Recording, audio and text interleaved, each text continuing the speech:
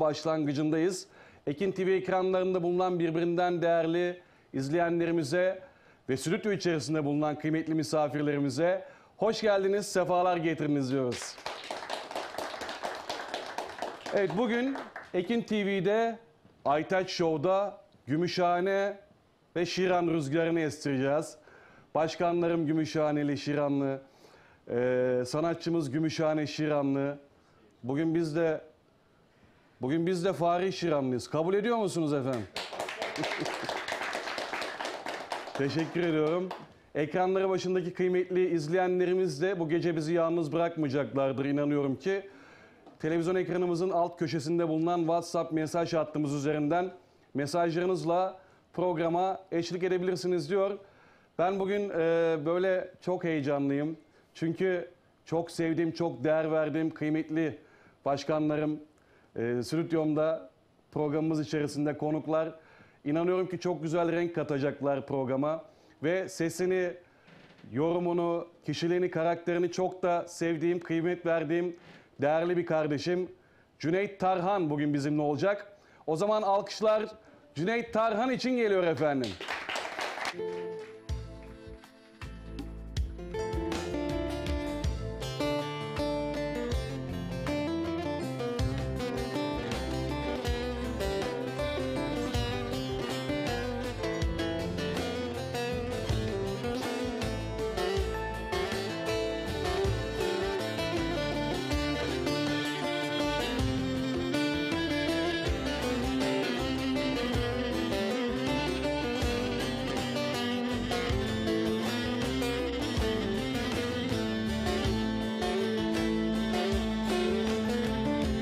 Gönül gel seninle muhabbet edelim. Gönül gel seninle muhabbet edelim. Araya kimseyi alma sevdiğim, alma sevdiğim. Ya benim kimim var, kime yalvarayım? Kaldır kalbindeki karayı gönlüm. Ya benim kimim var, kime yalvarayım? Kaldır kalbindeki karayı gönlüm.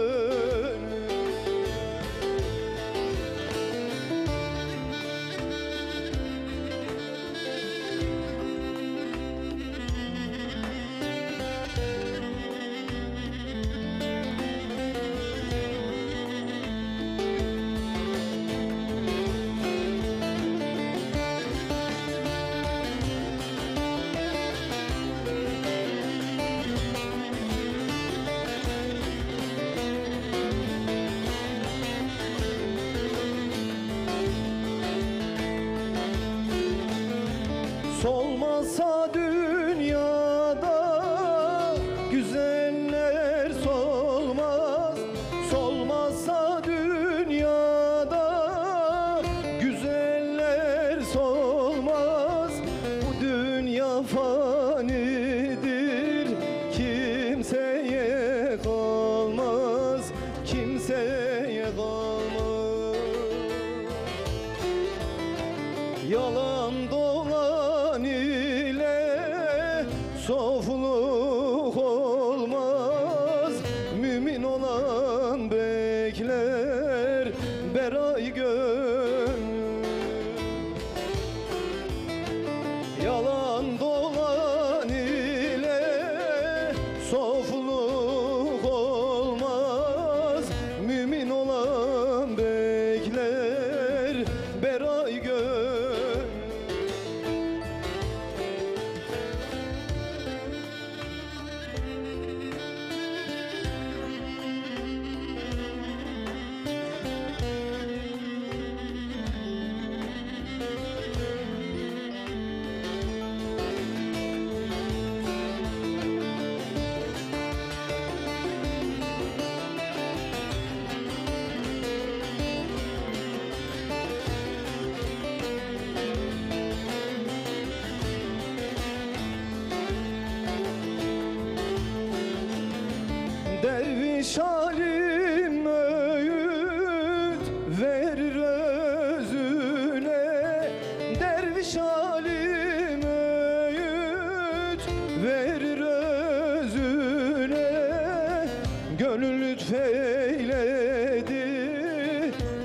geldi sözüne, geldi sözüne.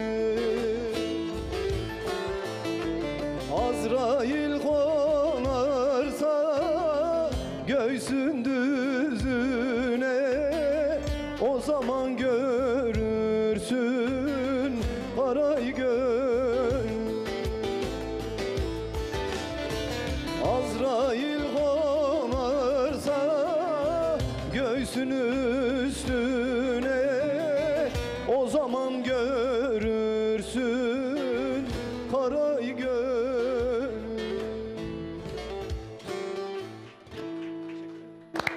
Elinize konuza sağlık. Teşekkürler.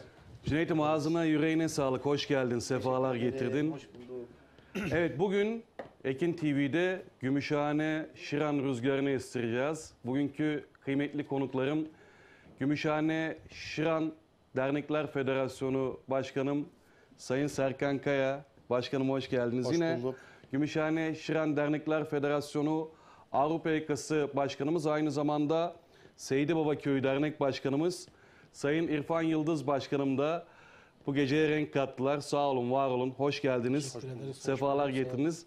Sevgili Cüneyt'im de Gümüşhane Şiranlı, değil mi? Şiran Başköy. Başköy. İsmi Kozera. Evet. Bugün başkanım Gümüşhane Şiran eminim ekranları Kesinlikle, başında programı takip Dünyanın ediyorlar. dört bir yanındaki Değil mi? Şiranlar, evet. Şimdi Şiran Dernekler Federasyonu diyoruz ama gerçekten dernek üstü, federasyon üstü hizmetlerle Estağfurullah. sadece Türkiye'de değil, dünyanın her yerinde şidefi duyabilirsiniz.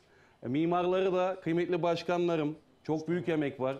Sadece Gümüşhane'de, Şiran'da değil, Türkiye genelindeki tüm STK'larda söz hakları var kıymetli başkanımızın. Ve yaptığı projelerle de bütün basın medya kuruluşlarında sıkça haber değeri olan projelere imza atıyorlar. Daim olsun inşallah. Evet, Serkan Kaya başkanımızı tanıyarak programa başlamak istiyorum. Başkanım, Serkan Kaya kimdir? Öncelikle biz burada misafiriniz için teşekkür ediyorum. Biz teşekkür Tabii ederiz. Gümüşhane başkanım. Şiran Dernekler Federasyonu'ndan övgüyle söz ettiniz. Biz de zaten bir ekol olma, bir proje sunma adına bir yola çıktık. Evet, Yani kendimize göre dedik ki bir Şiran'ın, Gümüşhane'nin sesini dünyaya duyuralım.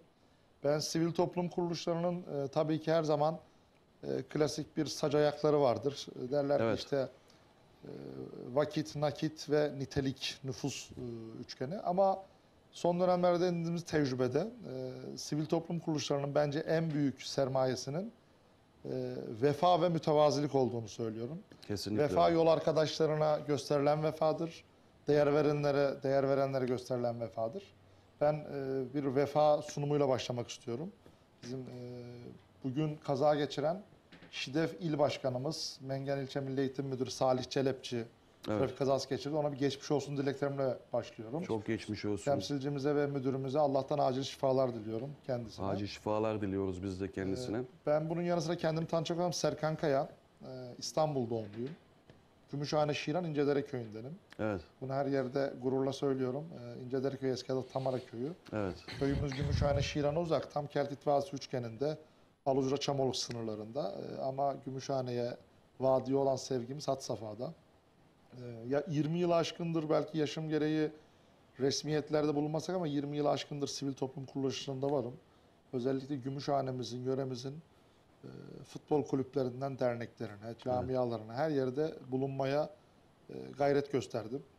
Tabii ki günümüze gelecek olursak 2018 yılı 23 Mayıs'ta da 23 derneğin katılımıyla bugün resmi 38 ama 50'leri aşan Türkiye genelindeki dernek gönül bağıyla Şiran Dernekler Federasyonu'nu kurmuş bulunmaktayız. Evet. Biz Şiran Dernekler Federasyonu'nu kurarken tabii ki bir her derneğin, devletin anayasası olduğu gibi tüzüğümüz var. Ama biz burada ŞİDEF'i bir kalıp altına sokmamaya çok özen gösterdik. Evet. Yani bugün faaliyetler yapılırken nasıl farkındalık oluştururuz'u çok önemsedik yani. Onun dışında ya işte böyle olur mu, herkes şöyle yapmış değil. Biz farklı söylemler için yola çıktık. Zaten mottomuz da bizim, biz ilk genel kurulda da ifade ettik. Şiran'ın sesini, Gümüşhane'nin sesini dünyaya duyurmaya talip olduk.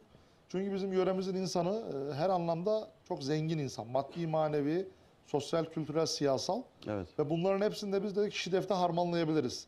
Yani bir laf var ya, Herkes tenceresinde pişirip kapağında yiyordu. Ya işte ben sosyal olarak buraya aitim, parti olarak buraya aitim. Yok dedik. Sen Gümüşhaneliysen, Şiranlıysan biz sizleri Şidef çatısı altında buluşturacağız yani. Fikriniz, Evet. zikriniz, herkesin kendinin ortak sevdamız Şiran olmak koşuluyla yola çıktık. Ve bunun nihayetinde de bir teşkilatlanmayla işte bugün de işte Şidef Avrupa Yakası Başkanımız burada, Anadolu Yakası Başkanımız var. 72 ilde temsilcilerimiz var. Toplam 57 tane yönetim kurulu üyelerimiz var. İşte bu saatte gelen çok kıymetli akrabalarım, dostlarım, hemşerilerim var. Şeref burada. verdiniz. Ben bu sevgi teveccühün de işte vefa üzerine olduğunu Kesinlikle. düşünüp inanıyorum. Yani Şiran Dernekler Federasyonu'nun en büyük kuruluş ilkesi memleket sevdasının yanı sıra vefa unsuru üzerine kurulduğumuzu değerlendiriyorum. Bu mihvalde de Şidef'in kuruluşundan bugüne gelmesine emek veren, gerek maddi gerek manevi bizlere dua eden herkese de teşekkür etmeyi bir borç biliyorum. Eksik olmasın. Yoksa onun dışında birazdan da konuşuruz. Şiran Dernekler Federasyonu işte kalıp olarak işte şu kadar kişinin kurduğu, şu kadar yöneticisi olan falan biz bunlara değil. Yani biz işin nüfuz boyutuna bakıyoruz. Evet. Yoksa bugün biz gururla söylüyoruz. Edirne'den Hakkari'ye temsilcisi olan bir sivil toplum kuruluşu. Onları da konuşacağız Yani. başkanım. Gerçekten büyük başarı. Dedim ya dernek üstü, federasyon üstü bir özveriyle çalışıyorsunuz. Mesela şuna çok dikkat ediyorum. Sadece Gümüşhane Şiran değil, sınırları aşarak farklı STK'larla da işbirliği yapıp yeni projeler yapma çabası içerisindesiniz. Bu da gerçekten çok kıymetli. Bu bağlamda bazen cemiyetler arasında sohbetiniz geçtiği zaman, isminizi zikrettiğimiz zaman hep şunu söylerim. Ben Serkan Başkanımın yaptığı projeleri takip ederken yoruluyorum. Estağfurullah. Ama başkanım her projede yer almaktan yorulmuyor. İnanılmaz güzel bir enerjisi var ve inanılmaz güzel bir saygınlığı var cemiyet içerisinde. Bu gerçekten takdire şayan bir durum. Sırf bunun için de özel bir alkış rica ediyorum ben. Kıymetli başkanım için. Teşekkür ediyorum. Ben o enerji dedin. Ben bunu her yerde söylüyorum. İnsanlara espri gibi geliyor ama mazeret insanın ömrünü, enerjisini, psikolojisini çok bozan bir şey. Tüketiyor değil mi Ya başkanım? ben yoğunum, ya ben katılamam, bittim yok. Yani bir laf var ya yani yoğunluklar hayatta her gün dünde kalıyor diyor. Dün dünde kaldı cancağızım. Biz yarına dair hep yeni şeyler söylememiz lazım. Her gün Bıkmadan yeni bir usanmadan. sayfa açmamız lazım değil Kesinlikle. mi? Herkese bizim Hayata açacak dair. kapımızda, vaktimizde, gönlümüzde var. Evet. Bunu tüm insanların ben şiar edinmesini önemsiyorum yani. Bunu da söylemiş Çok olalım. güzel, önemli bir bilgi paylaştı başkanım. Motivasyon açısından dediğinizi hayata geçirdiğimiz zaman birçok şeyin otomatikman değiştiğini de görebileceğiz bence İnşallah, başkanım. Evet, yine dediğim gibi Gümüşhane Şiran Dernekler Federasyonu Avrupa Yakası Başkanımız, aynı zamanda Seydi Baba Köyü Dernek Başkanımız Sayın İrfan Yıldız Başkanım aramızda. Başkanım tekrardan hoş geldiniz. Hoş bulduk, teşekkür ederim. Sizi tanıyabilir miyiz? İrfan Yıldız Yıldız. kimdir başkanım? Şiran Seydi Baba Köyü. 1974 doğumluyum. Şiran Evet. Seydi Baba Köyü'lüyüm. Şu anda Şiran Seydi Baba Köyü Dernek Başkanı ve Şidef Avrupa Yakası Başkanlığı'nı yürütmekteyim. Şidef Avrupa Yakası Başkanı olarak Serkan Başkanımızın liderliğinde onun çizmiş olduğu yolda bize yönettiği projeleri, toplantıları, eksik kaldığı yerlerde tamamlayıcı rol alarak Evet. ona yardımcı olmaya çalışıyoruz. Ama onun enerjisi tabii ki kendisi Değil mi de başkanım? bahsettiğiniz onun Evet. enerjisi çok fazla. Maşallah Bizim diyelim. takdire şayan yani gerçekten gıptayla bakıyoruz. Evet. Özellikle ziyaretler, programlar, yani bizi çağırsa belki birçoğunda geri Ben kalacağız diyorum ya ama başkanım ben sosyal medyadan takip ederken yoruluyorum. Maşallah başkanımı diyorum. yani burada onu övmek değil, gerçekten takdir etmek gerekir. Fazlasıyla enerji harcıyor Mahcup ve oldum çalışıyor. başkanım. Yok estağfurullah. Bu söylenmesi gereken, takdir edilmesi gereken bir konu. Evet. Bizler de aynı zamanda Seydi Baba Köyü tabii ki Şidef 38 dernekten oluşan Evet. bir yapı. Gerçekten çok da büyük çalışmalar, güzel çalışmalar yaptı zaman içerisinde, sempozyumlar vesaire. Sosyal yardımlar. Bunların hepsinin içerisinde olmaya çalıştık. dediğim gibi yani ben aynı zamanda Şiran Seydi Baba Köyü bildiğiniz üzere şelale Evet, onu da konuşacağız başkanım. İlerleyen Dinleyenler için saatlerde bununla söyleyelim. ilgili de bazı şeyler konuşacağız inşallah. Dünya harikası şelale Ayrıca bizim. Cüneyt kardeşimiz de bir nebze bizim köylü sayılır. Sonuçta Evet. mahallesi Şelaleden bizim köy Rızalık sınırları köyüne, içerisinde olan bir mahalle. Aynen. Seydi Her Baba'nın mahallesinden, evet. mezrası oluyor zaten bizim bulunduğumuz. Biz de size yer. çok yakınız başkanım. Yani siz Hacı aslında Hasan Şiranlı Gelal- sayılırsınız ama tabii ki sınırlar çizildiği için alacağım. Senin köy sınırlarında bizim bir akrabamızın mezarı var yani. Evet. Yani bizim bir akrabam var Kaya Süleyman. Onun babasının mezarı var Gelvarus'ta. O da yani ayrı bir bağlantımız. Çok güzel başkanım. Bizde hatta şöyle bir şey oluyor Aytaç abi. Mesela biz babam 2 sene önce köye ev yapmıştı. Biz mesela köye ev yapıldığı zaman bizim muhtar ayrıyetten Seydi Baba muhtarının da mesela elektrik bağlatılacak. Seydi Baba muhtarının da onayı gerekiyor mesela. Öyle mi? Mahalle O derece olduğu için yani. yani Başka- sınırlar- o Ondan derece habersiz verecek. adam atamıyorsunuz o zaman. Başkanım Aytaç olmadan Bey- olmuyor yani. Ben bugün Ben başkanımla iyi geçinip doğru Evet. olmaz. Arayı iyi tutmak, sıcak tutmak Ayrıca lazım. ben sizlere burada bizi konuk ettiğiniz için ayrıca size teşekkür ediyorum. Biz Ekim TV teşekkür ediyoruz ailesine ve başkanım. size. Şey Bir yapıyoruz. de vefa dedi başkanım. Bugün kaza geçiren Bolu temsilcimiz Sağ ve olun. aynı zamanda bugün hastanede yatmakta olan yoğun bakımda Boğazyayla köyünden Fatih Kelep kardeşimize, Çok kıymetli dostum. Evet. Ürfet Şeker köylü Ürfet Şeker abimize, hastanede yatmakta olan Kadirgül abimize acil şifalar diliyorum. Ekranları başında bizleri izleyen, burada izleyen tüm misafirlere ve ekran başındaki misafirlere de sevgi ve selamlarımı gönderiyorum. Teşekkür ediyoruz başkanım. Evet sevgili Cüneyt, başarılı projelerini takip ediyoruz. Bu da bizi ziyadesiyle mutlu ediyor. Yeni bir Eyvallah. klip var, klip çalışması değil mi? Evet. Yeni bir eser. Evet. Nasıl gidiyor projeler, çalışmalar? Projeler gayet iyi gidiyor. Şimdi şöyle bir ilk zaten klibimizi hatta ikinci klibim diyeyim. İlki Ali Kızıltuğ'un eseriydi. İkinci Evet. klibim sevgili Şirani manasıyla bildiğimiz Fikret Dolu'nun Ağlanam Ağla isimli eseriydi. Onun birçok sanatçının okuduğu albümde ben de bir eser seslendirmiştim. O esere klip çekmiştim. Çok güzel olmuş, çok beğendim. Ağlanam Ağla. Yüreğine sağlık. Onu dedim ilk başta okuyalım ama Evet, sonradan aklıma dinleyeceğiz, geldi. Dinleyeceğiz, Tabii, tabii. onu da dinleyeceğiz. O zaman Cüneyt Tarhan'dan güzel bir türkü dinleyelim mi efendim? Olur.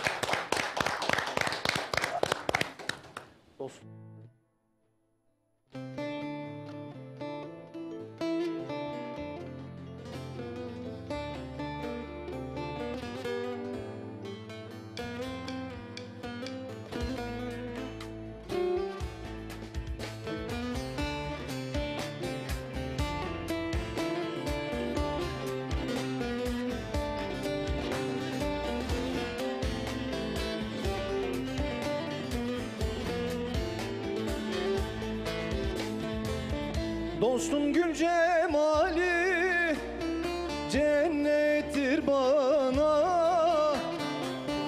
Dostun gül cemali cennettir bana. Ne çare ayrılır zamanı geldi. Zamanı geldi. İstemem ayrılmak senden sultanım. Ne çare ayrılık zamanı geldi. İstemem ayrılmak senden sultanım. Ne çare ayrılık zamanı geldi.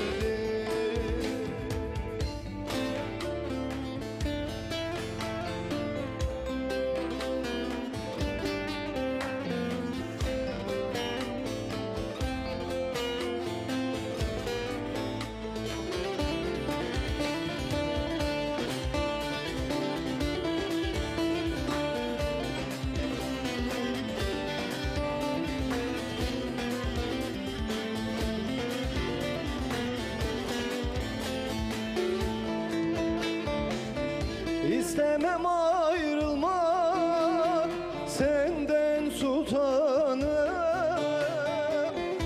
İstemem ayrılmak senden sultanım. Gül cemale aşk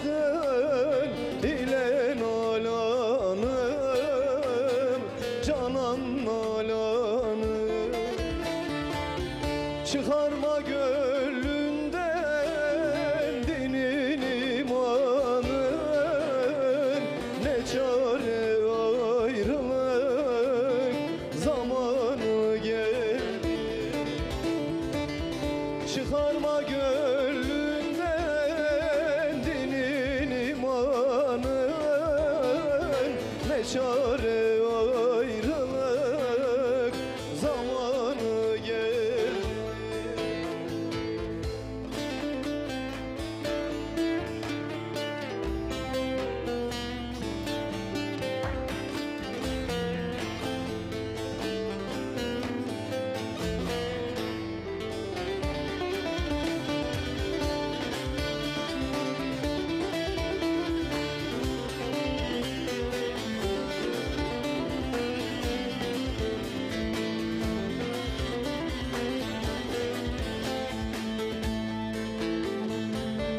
Kul fakirim aşık Hakk'a yanandır.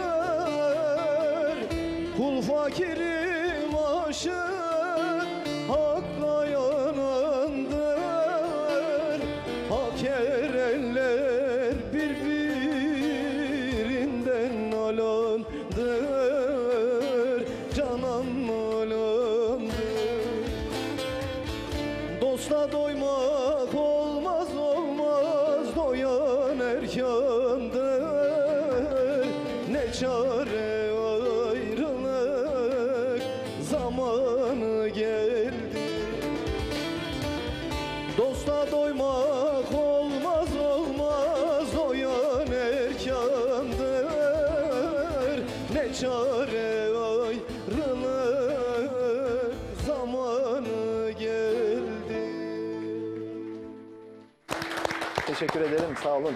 Rabbim kimseyi sevdiğinden ayrı koymasın değil mi? Ayırmasın. Ne çare ayrılık zamanı geldi diyoruz ama Rabbim kimseyi sevdiğinden ayrı koymasın. Cüneyt'im sesine yüreğine sağlık. Teşekkür ederim, Çok sağ güzel olun. okumuyor mu başkanım? Harika. Ben Su gibi. Cüneyt Tarhan'la ilgili bir anekdot. Ben kendisini hiç tanımazken Evet. biz onu misal sosyal medyada takip ettiğimde şu an bizim amcaoğlu Hüseyin ona klip çekti. Deveyi düzde gördüm. Sen Evet. bir uzun havayla girip oraya bir geçiş yapıyordun. Evet. O çok güzeldi yani. Aynen. Onu ben 11-12 sene önce okudum. Yani çok eski onu Aynen, demek çok istiyorum eski, ama, çok eski. ama çok başarılı bir çalışmandı. Evet. Onu da söyleyeyim. Bugün, yani, bugün dinler miyiz Cüneyt'im? Başkanımın hediyesi. Olur ne demek? yani ne demek? yani Cüneyt o konuda tecrübeli. Yani bizim Gümüşhane Şiran'ı biz dünyaya duyuracağız derken değerli dostum yani tüm değerlerimiz yani Tabii ki bizim sanatımızla da- sanatçımız Tabii. hepsi birbirinden yetenekli yani sanatçılarımızın bugün Cüneyt'im Şiranlı kaç sanatçı var Gümüşhaneli? Çok sayıda var değil mi? Çok yani? sayıda Hepsi de var. Çok sayıda. Hepsi kendi birbirinden alanda kıymetli. başarılı. Evet. Biz hepsine de değer vermeye gayret ediyoruz. Bir de Hepsinin ayrı ayrı. başarısı Hepsi, mutluluk baktığı verecek. zaman hepsi de köklerinden beslenen insanlar yani hiç o memleket sevdasını bırakmamış insanlar. Evet. Evet. Ne mutlu. Evet başkanım bu arada gelen mesajlar var yoğun bir Tabii, şekilde. Müsaadeniz varsa mesajlara da Estağfurullah, değinmek buyurun. istiyorum. Evet Ekin TV ekranlarında Demirhan Madencilik katkılarıyla Aytaç Show'da bugün Gümüşhane Şiran rüzgarı esiyor. Sizler de bu güzel sohbete, muhabbete bulunduğunuz yerlerden katılım sağlamak isterseniz eğer ki şu an ekranımızın alt köşesinde görüyorsunuz. WhatsApp mesaj hattımızın numarası 0541 483 60 60. Evet 0541 483 60 60 WhatsApp mesaj hattımız üzerinden mesajlarınızla programa eşlik edebilirsiniz kıymetli dostlar. Bakalım kimler nerelerden takipte. İyi akşamlar. Ben Uşak'tan Hamit Cengiz sıradaki eser tüm canlara armağan olsun saygılar demiş. Teşekkürler. İyi yayınlar Şiran MHP ilçe başkanına sıradaki Türkiye armağan ediyorum. Orhan Kaya göndermiş. Teşekkür ediyoruz. Samsun'dan selamlar, sevgiler, hayırlı programlar Aytaç kardeşim. Selam ve sevgiler Alucra Konaklı Köyü'nden Nuri Durhan göndermiş. Bizden de selam olsun. Hayırlı akşamlar ben Ankara'dan Erkan. Bu dağlar kömürdendir türküsünü rica ediyorum. Aileme size gelsin sağlıcakla kalın. Allah'a emanet olun demiş. Teşekkür ediyoruz. Hayırlı programlar Aytaç kardeşim konuklarınıza ve Cüneyt Tarhan kardeşime hayırlı akşamlar diliyorum. Güzel ve dertli türküler bekliyoruz. Esenler'den Ercan Münüklü göndermiş. Selam olsun. Hayırlı akşamlar, hayırlı yayınlar. Ben Akdağ Madeni Pazarcık Köyü'nden yazıyorum. Ölürüm Türkiye'm türküsünü okursanız çok seviniriz demişler. Merhabalar, ben Ayhan Kılıç. Aytaç Bey, hayırlı programlar. Stüdyodaki değerli başkanlarıma, Serkan Bey'e ve İrfan Bey'e başarılarının devamını diliyorum demiş. Kıymetli Ayhan Kılıç beyefendiye teşekkür ediyoruz. İyi akşamlar, hayırlı yayınlar diliyorum. ŞİDEF Genel Başkanı Serkan Kaya'ya ve İrfan Başkanımıza selam ve sevgiler gönderiyorum. Vadinin sevilen ve çalışkan başkanını çalışmalarından dolayı kutluyorum. İbrahim Yılmaz, ŞİDEF Genel Başkan Vekilimiz. Evet, sağ olsun. Yol arkadaşlarımız. Evet, İbrahim Bey'e de İneci Köyü'nden sevgi ve selamlarımızı gönderiyoruz. İyi yayınlar. Birlikte yol yürümekten onur duyduğum ŞİDEF'imizin kıymetli Genel Başkanı Serkan Kaya'ya ve Avrupa Yakası Başkanımız İrfan Yıldız, ayrıca yöremizin sevilen sanatçısı Cüneyt Tarhan'a sevgilerimi, selamlarımı gönderiyorum. ŞİDEF Genel Başkan Yardımcısı Eldiğin Köyü Dernek Başkanı Tahsin Çelik Başkanımız Selamlar olsun. göndermiş. Selamlar, sevgiler. Tahsin Başkan'la yol yürümekten biz de onunla onur duyuyoruz. Tahsin Başkanıma teşekkür ediyoruz. Başkanım, çok yoğun bir mesaj trafiği var. Güzel. Bu da sizin ne kadar sevildiğinizin bir göstergesi maşallah. Sayın ŞİDEF Başkanı Serkan Kaya başta olmak üzere yönetim kuruluna ve tüm Şiranlı hemşirelerimize, Ekin TV çalışanlarına selamlarımı gönderiyorum.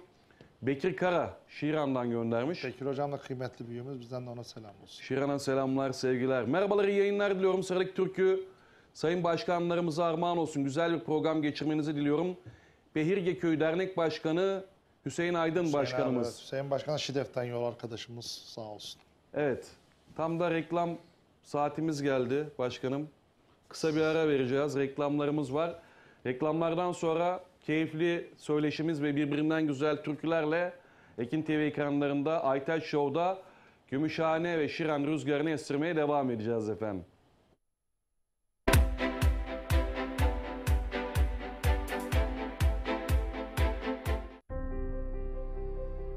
Yeraltı zenginliklerimizi en verimli şekilde kullanarak, yerli ve milli kaynaklarımızın kıymetini bilerek, çevre ve insanımıza duyarlı üretim yöntemleriyle refah seviyemizi yükseltmeyi misyon edinmiş Demirhan Madencilik Grup.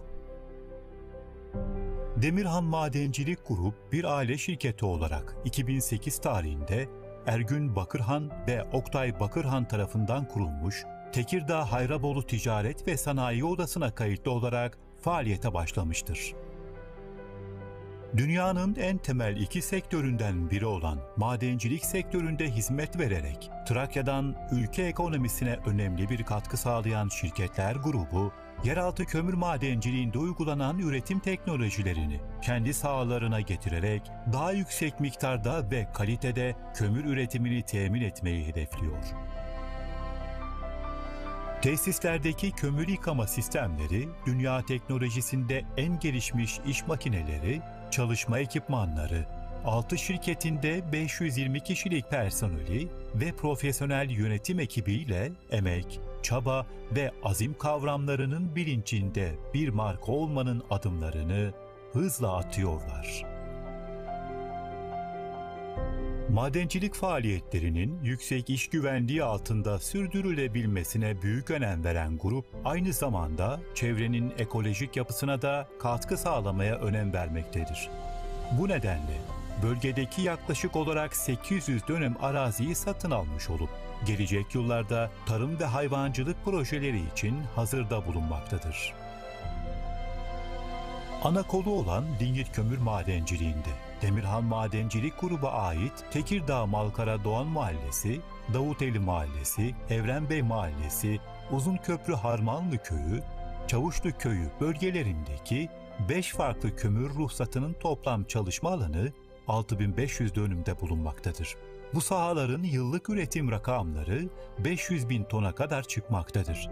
Yerüstü madenciliği üretim rezervi 3 milyon ton ve yeraltı madenciliği üretim rezervi 20 milyon ton olmak üzere 23 milyon ton rezerv kapasitesine sahiptir. Maden sahalarında hafriyat dekapaj işlemleri içinde yatırımlar yapılmış. 36 adet iş makinesi, 140 adet kamyon olmak üzere ciddi bir makine parkı kurulmuş ve bölgenin en büyük iş yatırımı yapılmıştır. Maden sahasında çalışma alanı olarak da belirlenen hafriyat yapılabilir alanlar satın alınarak grup bünyesine katılmıştır. Demirhan Madencilik, kendine ait maden ruhsatlarında yine kendine ait bölgenin en yeni ve yüksek kapasiteli makine parkı ile en modern kömür cevheri zenginleştirme tesislerine sahip öncü ve örnek bir kuruluştur. Tüm bunların yanı sıra 2021 yılında inşaat projeleri yapabilmek için Süleymanpaşa Tekirdağ'da arsa alımları yapmaya başlamışlardır. Hazırdaki 2 adet arsa için inşaat firmalarıyla kat karşılığı anlaşarak 70 dairelik 2 projeyi başlatmış bulunmaktadırlar. Yine 2021 yılında almış oldukları arsalardan birine grup bünyesinde otel yatırımı yapmak istemekte ve bununla alakalı marka otel yatırımcılarıyla görüşmeleri devam etmektedir. 2022 yılında inşaat projelerindeki yatırımlarına paralel üretim kapasitesi 12.000 metreküp beton olan Keşan Yapı Beton ve Kapasite Madencilik Taş Ocağı'na yatırımlarını yapmak kaydıyla ortaklıklarını gerçekleştirmişlerdir. Bu adımlarla farklı alanlara yatırım yapmaya açık olduklarını, önümüzdeki süreçte yerli ve milli sermayeye katkı sağlamak amacıyla ülke içi yatırımlarını büyüterek daha çok iş kolunda tanınan bir grup olmanın vizyonlarından biri olduğunun altını çizmişlerdir.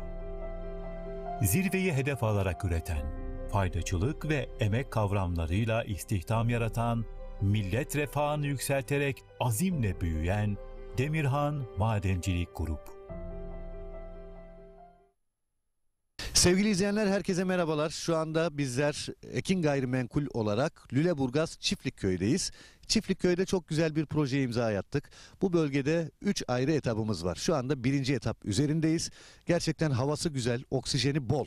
Ben de köy hayatını özledim diyenler varsa aranızda ve yatırım yapmak istiyorum diyenler varsa 1. etapta yerinizi almakta geç kalmayın. 300 metrekare parsellerimiz 329.000 TL yerine 289.000 TL. Evet, yanlış duymadınız. 329.000 TL yerine 289.000 TL'ye buradan bir parsel sahibi olabilirsiniz. 1. etapımızda toplam 50 parsel var. Elinizi çabuk tutun. Hafta içi hafta sonu servislerimiz mevcut. Ekran altında numaramız var. Bir de ben söylemek istiyorum. 0212 486 39 00 0212 486 39 kısmi vade seçeneğimiz var. Takas seçeneğimiz var. Arazimiz hemen asfalta cephe. Kadastro yolu var. Evet, gördünüz zaten. Görüntüleri de görüyorsunuz. Hemen arkamızda bungalov ev var. İşte burada şu anda yaşayan var. Hafta sonları geliyor, pikniğini yapıyor ailecek. Gerçekten konum olarak güzel bir bölgede. Bulunduğumuz yerde elektrik yakın ve yine Seyitler tren istasyonu var yürüme mesafesinde. Bu da çok önemli bir ayrıntı. Yani ileride burası faaliyete geçtiği zaman Küçükçekmece'den çıkıyorsunuz hızlı trenle, yarım saatte arazinize kadar geliyorsunuz ve yürüme olarak da maksimum 5 dakika, 1 kilometre bile yok. Tren istasyonu durağına, bu durakta oradan Babaeski'ye, daha önce satmış olduğumuz yerlere kadar gidebiliyorsunuz. Evet, 300 metrekare parsellerimiz 329.000 TL yerine 289.000 TL. 0212 486 39 00 0212 486 39 00. Lüleburgaz'ı benim anlatmama gerek yok. Lüleburgaz'ı herkes biliyor. Biliyorsunuz Kırklareli'nin en büyük ilçelerinden birisi, organize sanayi bölgesiyle. Binlerce çalışan var sanayi bölgesinde. Yüzlerce fabrika var. Bu bölgeden yer aldığınız zaman kazanmama şansınız yok.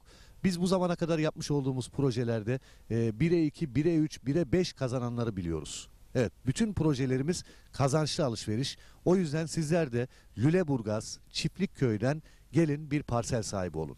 300 metrekare parsellerimiz, ana asfalta cephe, dümdüz bir yer, yeşil bir alan. Ekranlarda görüyorsunuz zaten. 329.000 yerine 289.000 TL. Şok fiyat. Bu fiyatı kaçırmayın. Hafta içi hafta sonu servislerimiz var. Hangi gün müsaitseniz söyleyin, sizi getirelim. Özellikle hafta sonu kalabalık bir şekilde geliyoruz. Sabah kahvaltımızı yapıyoruz. Araçlarımız saat 11'de Beylikdüzü'nden kalkıyor. Beylikdüzü'nden hep birlikte geliyoruz. Arazimizde sunumumuzu yapıyoruz. Arzu edenler beğeniyor. Tapunuzu hemen alıyorsunuz. Önce tapunuzu alıyorsunuz.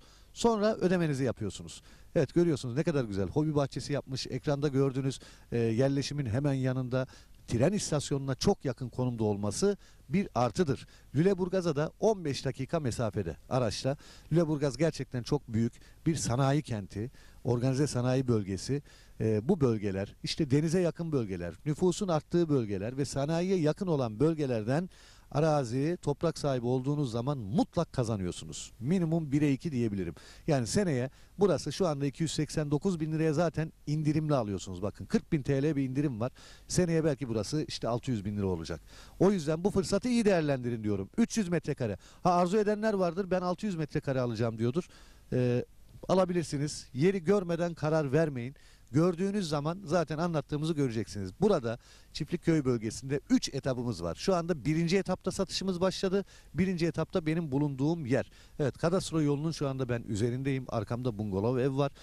Hobi bahçesi yapılmış, etrafı çevrilmiş. Sizler de aynı şekilde yapabilirsiniz. Yine drone çekimlerimizde görüyorsunuz işte. Yine hobi bahçeleri var, evler var, binalar var.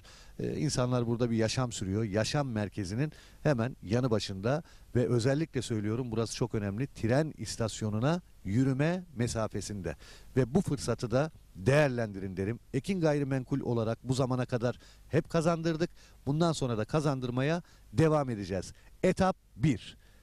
0212 486 39 0 329 bin TL yerine kısa süreliğine 289 bin TL.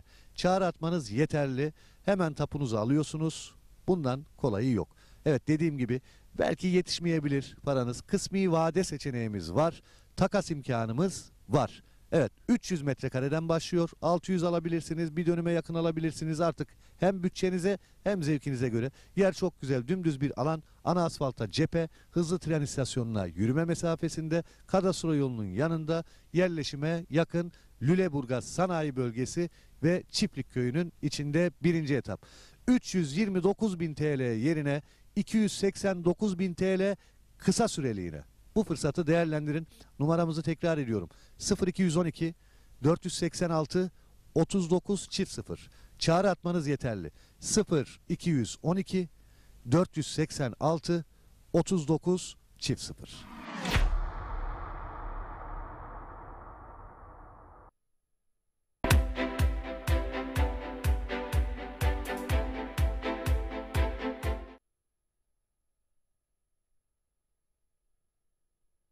Artık sarılmaz yaranın tek sahibi Benim neler çektiğimi Allah turnam ne gezersin. Dedim başka yarın var mı? Söyledi yok yok. Sar gelin aman. Bu nasıl bir derttir, dermanı yoktur. Bahçe duvarından açtım bir gün, çıkıp gel uzak yollardan.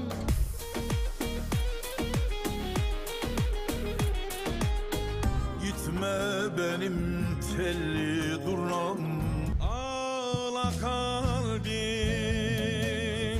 Canın olayım gülüm. Aşk ile canlar aşk ile. Bu dağlar kömürdendir. Ağlayan dilber senin elinden. Hasretim var. Kliplerinizin tüm dünyada izlenme rekoru kırmasını ister misiniz? O zaman doğru kanaldasınız. Bilgi almak için 0212 485 3901 0212 485 3901.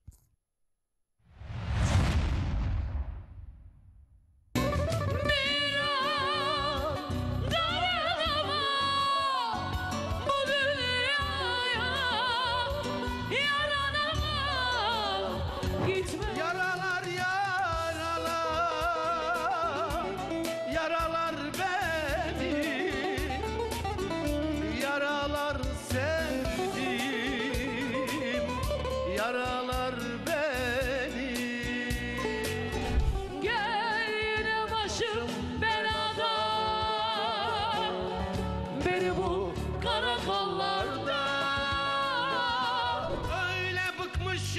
kendimden, kurudum düştüm dalımdan. Özlem İlgen ve Orhan Narincin hazırlayıp sunduğu Özlem Dolu Ezgiler programı her salı saat 19'da Ekin Türk TV'de sizlerle.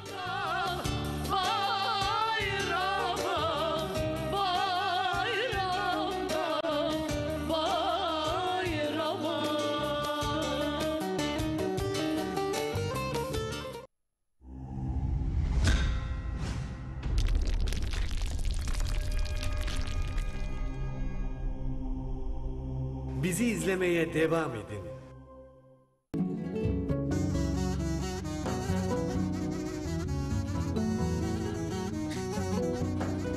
Çok Büyük güzel. yetenek ya, bak ben Kesinlikle. daha 12 sene önce. Teşekkür ederim, sağ olun. Nasıl Eksik olmayın. başlarsan öyle gidiyor. Sen benim için çok iyi bir giriş yapmıştın o süreçte. Öyle gidiyor yani. Evet, yolun Memleketin bahtına açık hepsi olsun inşallah. Teşekkür ederim, sağ olun. Kime Kıymetli doğum günü kardeşim. yapıyoruz?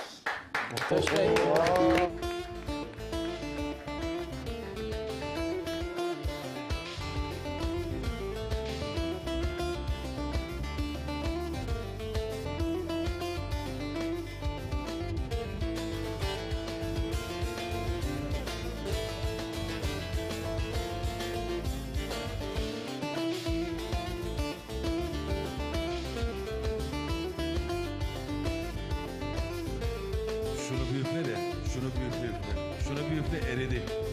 Eridi.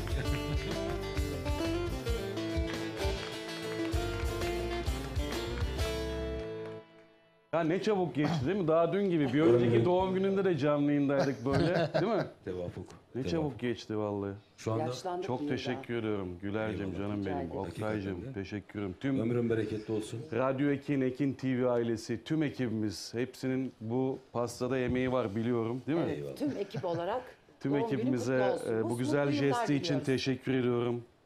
Keselim mi? Evet. Vallahi bence de bir hani bismillah diyelim. Hadi. Şöyle ben bir tutayım. Kesmiyor. Başkan bıçak kesmiyor diyormuş. Maşallah. Vay vay vay. Temsili kesti. Sevdiklerimizle, sevenlerimizle birlikte nice mutlu senelere inşallah. İnşallah. Hep birlikte dostlarım, iyi ki varsınız. Güler. Evet. Kalanını Oktay sen yersin. Ömrün bereketli olsun. Vallahi çok teşekkür ederim. Vallahi. Çok teşekkürler. Tekrardan İyi ki varsınız. Tüm ekip arkadaşlarıma, yönetime, A'dan Z'ye herkese çok çok teşekkür ederim. Makbule abla, bu organizasyonun mimarı yine sensin biliyorum. Sana da özel bir teşekkür ediyorum.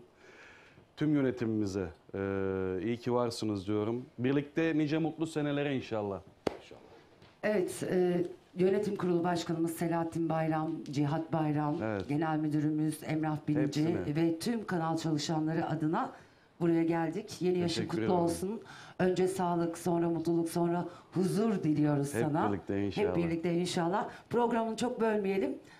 Programların zaten harika. Programa renk kattınız. şu O an. güzel Teşekkür programı ediyorum. biz de dışarıda izleyeceğiz. Alkışlar sizin için gelsin o zaman. Vallahi çok güzel sürpriz oldu. Ne çabuk geçti ya. Sanki geçen de böyle canlı yayında kutlamıştık değil mi? Bir sene geçti mi ya? Vay be. Hediyem de var, yarın geliyor. Öyle mi? Hediyem bende. Hediyem sendeyse gelmeyecek o zaman hediye bana. Vallahi doğum günü kutlu olsun. Vallahi Sevilmek çok güzel. Sürpriz oldu Çok başkanım. güzel bir vefa örneği. Ben de teşekkür ediyorum. Çok teşekkür ediyorum yönetim kurulu başkanımız Selahattin Bayram'a, Cihat Bayram'a, Emrah Binici'ye, tüm rejimize, kameramanlarımıza. Valla kurum içerisinde bulunan bizlerle birlikte mesai geçiren aynı kurum içerisinde 2 yıl oldu mu Doğukan? Oldu değil mi? Vay be. Hepsine çok çok teşekkür ediyorum. Murat abi sana da teşekkür ediyorum. Hayrettin abiye, Tuğçe'ye, Doğukancığım sana, tüm radyo programcısı arkadaşlarıma, televizyonda program yapan tüm programcılarımıza hepsine çok çok teşekkür ediyorum. Onlar için bir alkış rica ediyorum. Saz ekibimize tabii ki bizim silah arkadaşlarım, olmazsa olmazlarım. Sevgili Devlet, sevgili Resul, Aydın abi, Şimdi Yaş 28 oldu mu diyorlar. Giresun plakayı görmedi daha. 28'den gün aldık bu sunumu. Şu dakika itibariyle 28'den gün aldık. Gün aldıysan Ee, 29 Gümüşhane oldu direkt o zaman. Öyle mi? Bir sene Tabii. sonra Gümüşhane olacak inşallah. Başkanım 29'unda da bizi davet eder herhalde Ateş Bey. Tabii her sene Gümüşhane. siz olmaz başkanım. 29'unda da birlikteyiz yine inşallah. Şimdi başkanım hafta sonu bir düğüne katıldım. Müslüm Tepe abimiz, Kamil Polut abimizin evlatları dünya evine girdi. Ben de sunumunu yaptım. Horan başladı. Sevgili Filizar sahnede. Horan'a başladık. Ben de katıldım Horan'a. Baktım devlet davulu kaptığı gibi geldi önüme geçti başkanım. Tokmağa vuruyor. Mecbur bir şeyler ateşlemek lazım.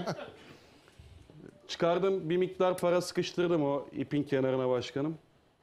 Ne diyorlar ona? Davulu sarmalayan ip. Kasnak kısmını. Kasnağa bir yüzlük sıkıştı başkanım. Sonra devleti çağırdım yanıma. Devlet gel dedim. Geldi.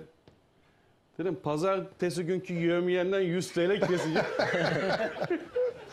O da güzel evet.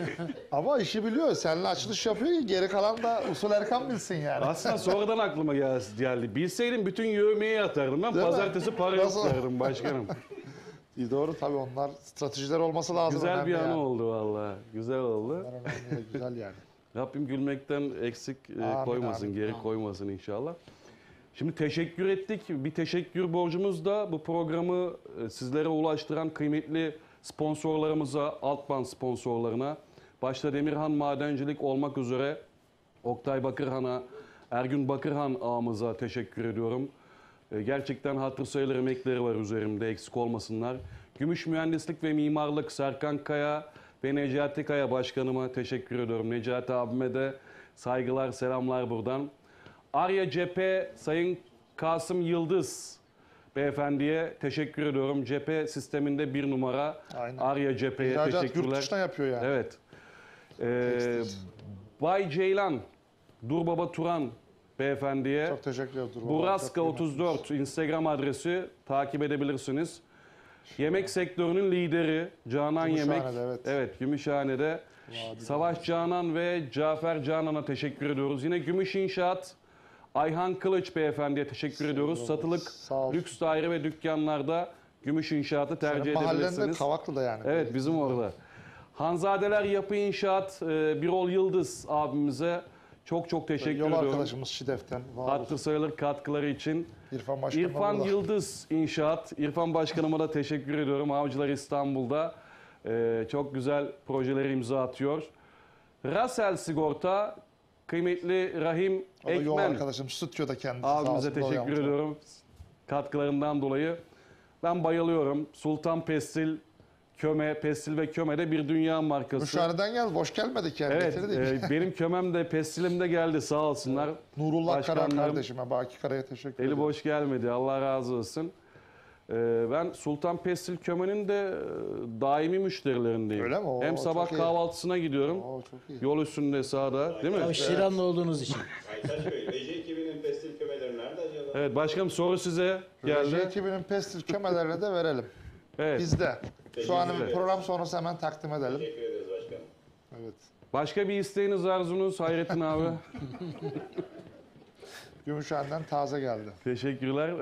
Başkanımızda hayır kelimesi yok lügatta. Ne diyorsanız harfiyen yerine getiriyor. Allah razı Rejiden bir olsun. su mu istesek yani? Nasıl? Hayrettin abi biz de sizden bir bardak su rica ediyoruz. İadeyi ziyaret. Hemen. Teşekkür ediyorum. Valla aile sıcaklığında program Kesinlikle. başkanım. Çok doğal.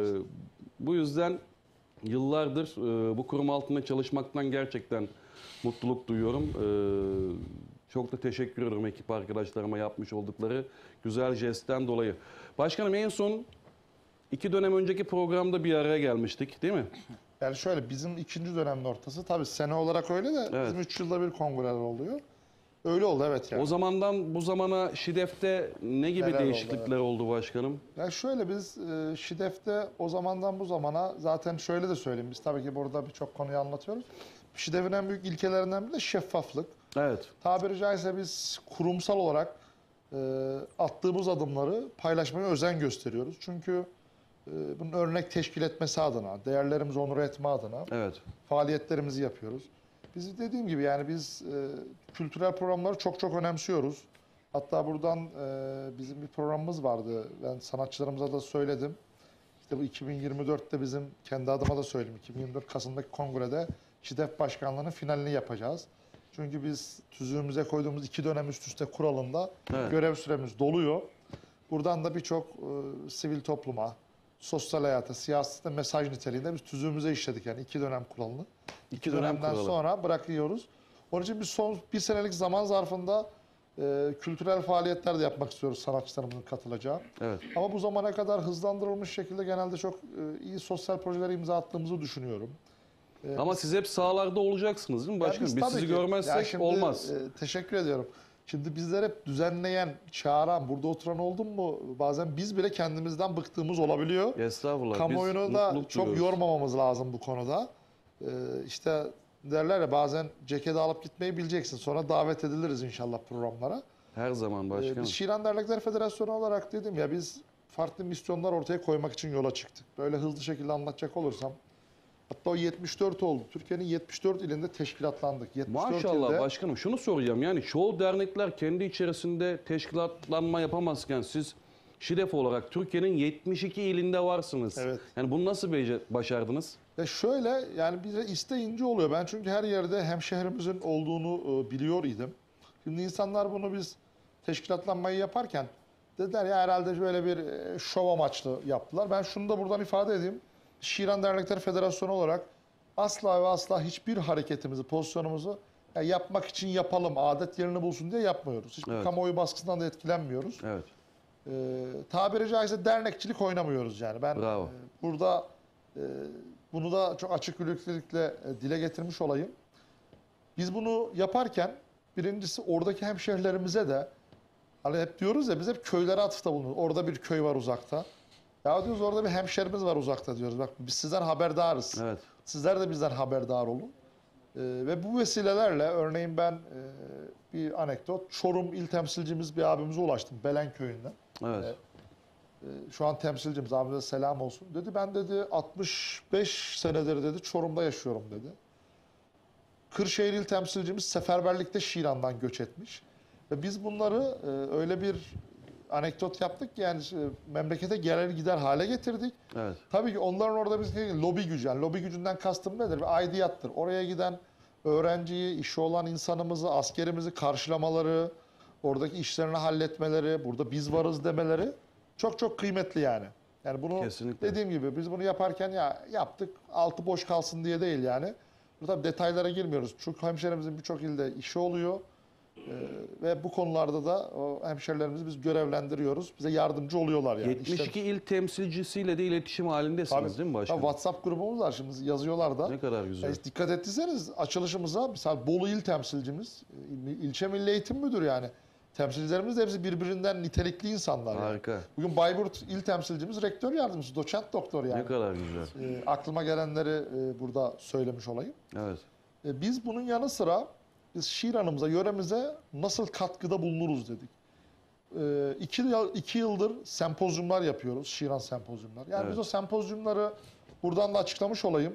Asla ve asla işte ilkini Sarıyer'de yaptık. Şükrü Genç Başkanımızın desteğiyle teşekkür ediyoruz. Evet. İkincisi de Şiran Belediye Başkanımızın Mutlu Özel'in ev sahipliğinde yaptık. Her iki başkanıma teşekkür ediyorum.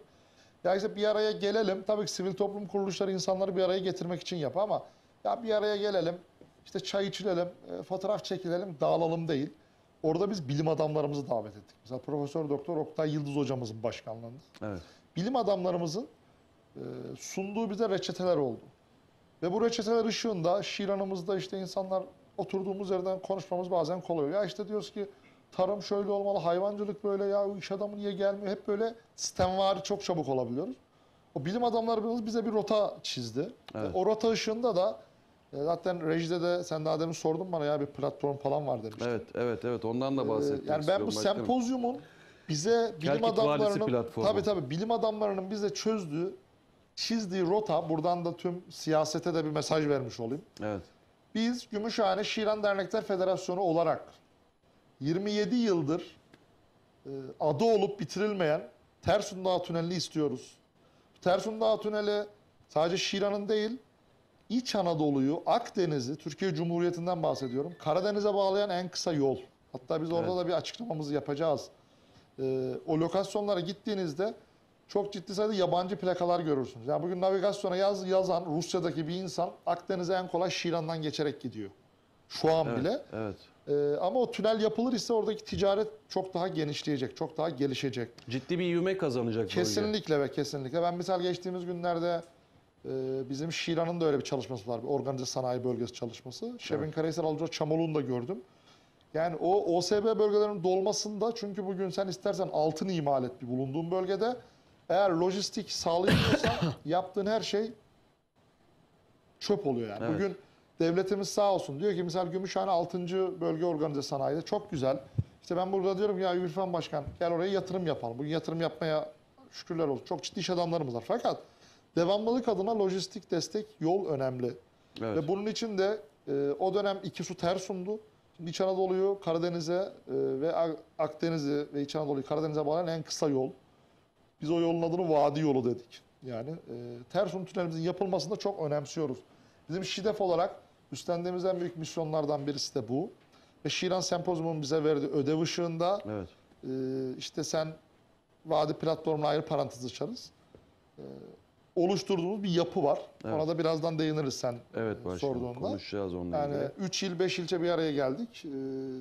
Yani biz burada sivil toplum kuruluşlarının bize sunduğu ortamlarda STK'cılık değil, sonuca giden bir yapı uyguluyoruz. Misal görüşmediğimizden tarihten bugüne, bugün geçtiğimiz hafta kendisi de Tokat Gazi Osman Paşa Üniversitesi Fen Edebiyat Fakültesi bölümünün dekanı oldu. Profesör Doktor Alparslan Demir hocamın.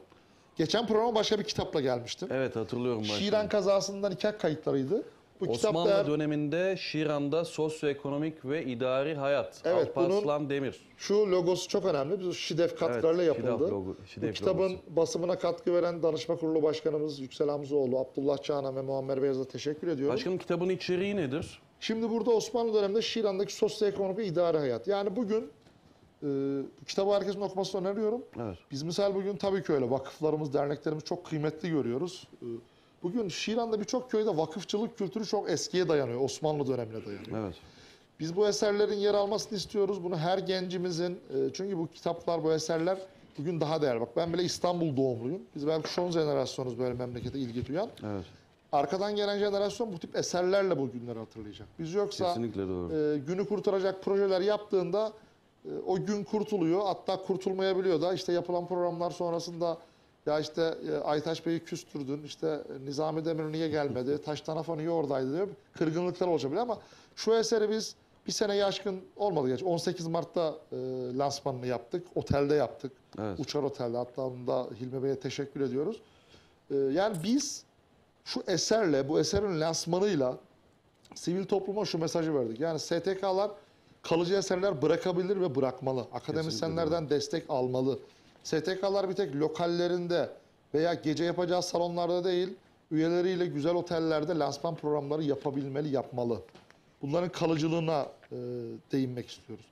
Biz misal Şiran Dernekleri Federasyonu olarak işte geçen sene Şiran Devlet Hastanesimizin talebiyle o dönemki şeyle 1,5 milyon değerinde 2022 enflasyonda şu an 5 milyon olmuştur. Evet. Bölgenin en iyi ultrason cihazlarını ve diyaliz cihazlarını Şiran Devlet Hastanesi'nde kazandırdık. Yani bugün belki bakanlığın yapması gereken faaliyetler.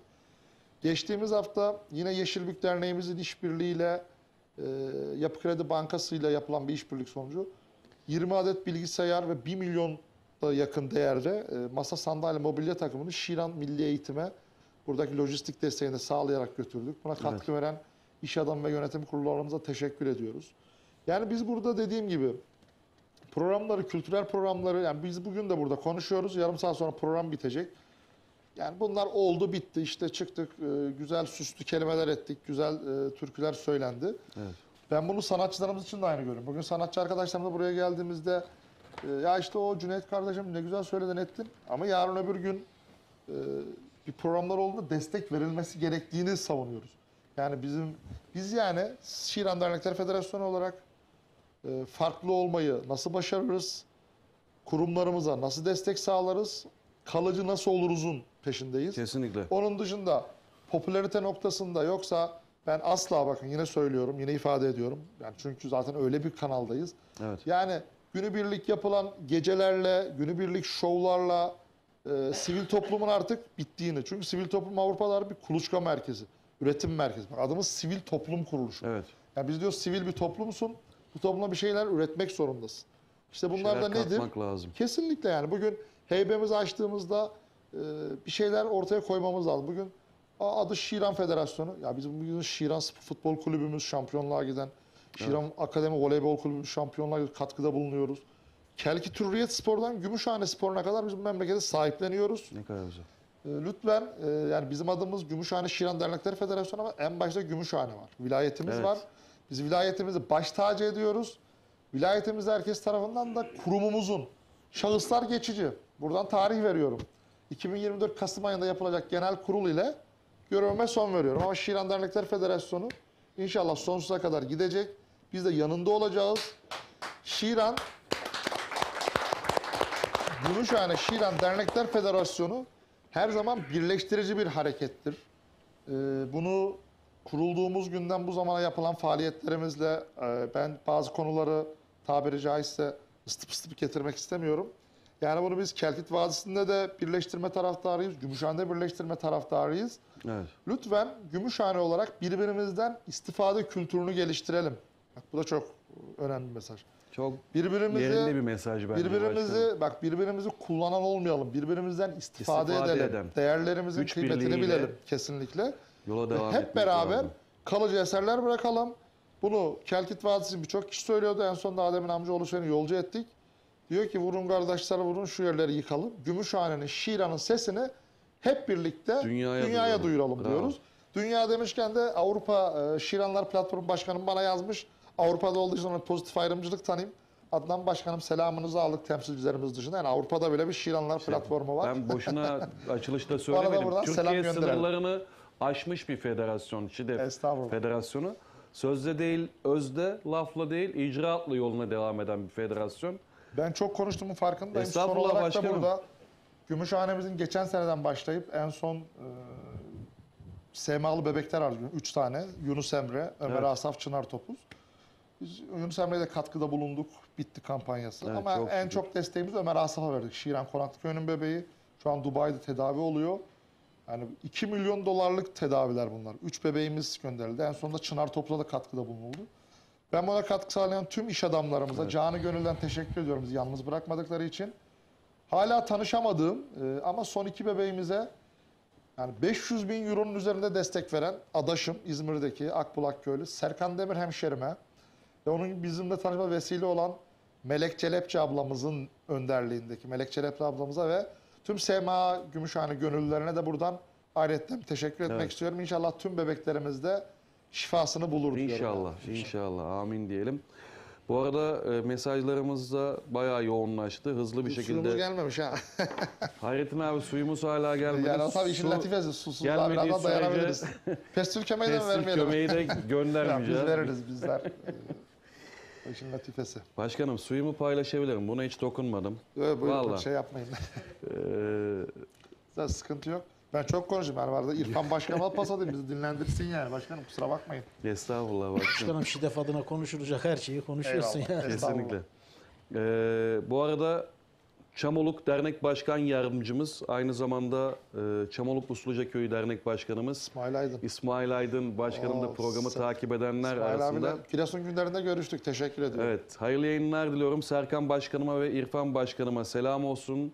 Sanatçı kardeşimiz Cüneyt Tarhan'a başarılar diliyorum demiş. Selamlar olsun. Müzisyen arkadaşlara ve stüdyoda bulunan herkese selam olsun. Güzel bir program olacağına inanıyorum. Hayırlı akşamlar dilemiş kıymetli başkanım.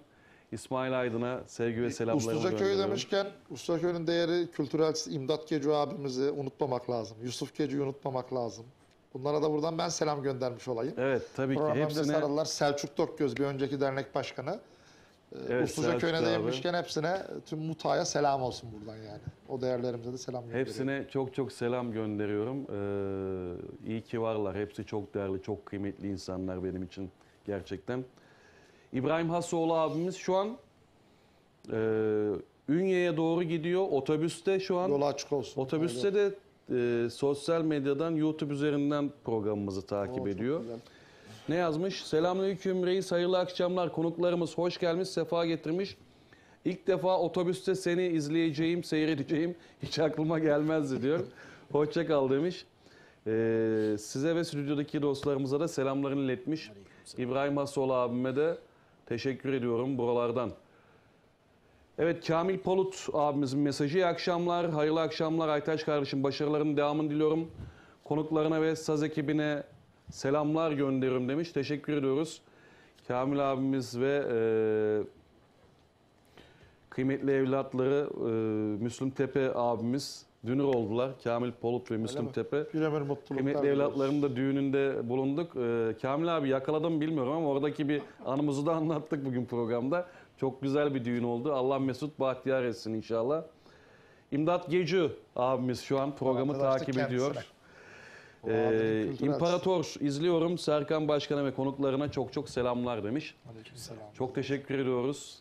Sevgili İmdat Gecü abimize de buradan yoğun bir mesaj trafiğimiz var. Yine Hasan Tuncel abimiz programı takip ediyor. Reis hayırlı yayınlar. Program çok güzel. Seni ve konuklarını severek izliyoruz, takip ediyoruz. Şu an Osmaniye Kadirli ilçesinde seni izleyen MCT Tarım Yönetim Kurulu Başkanı Muratcan Tuncel'e selam ediyorum. Kadirli'nin en profesyonel çiftçisidir kendisi. Osmaniye Kadirli şu an ekran başında. Sizi izleyen tam 12 aile var demiş. Maşallah. Kadirli'ye selam olsun. Kadirli'ye, Osmaniye'ye sevgiler, selamlar bizden de efendim. Zeki Deniz amcamız programı takip ediyor. Sıradaki Türkiye armağanımız olsun.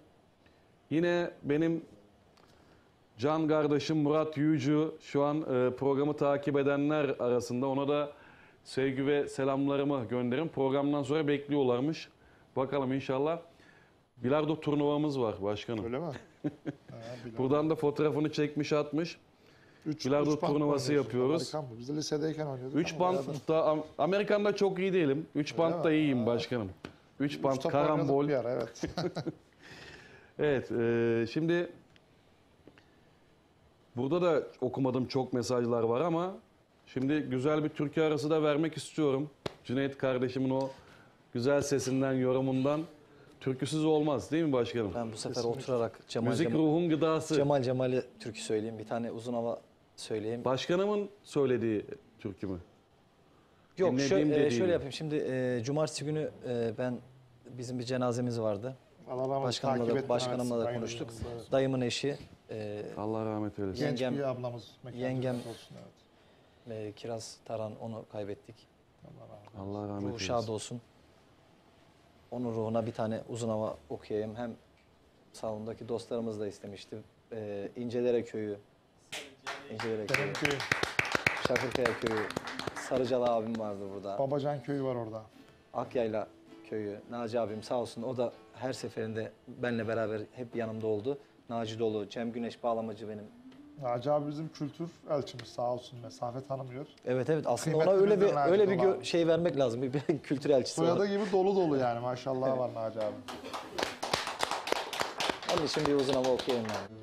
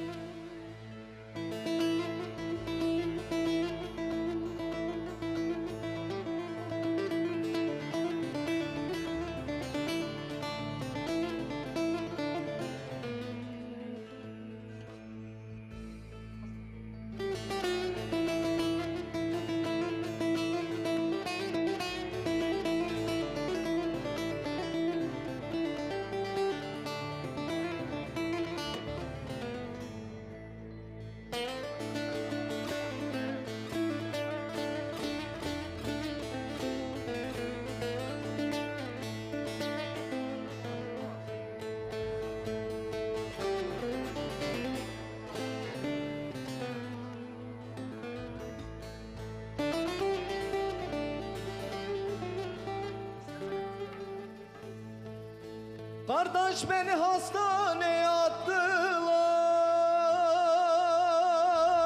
Eşim dostum hep yanıma geldiler.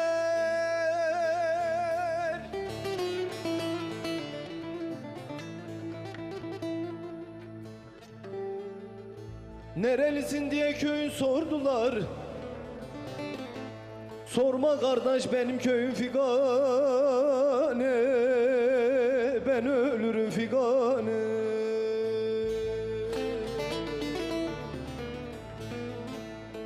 Nerelisin diye köyün sordular.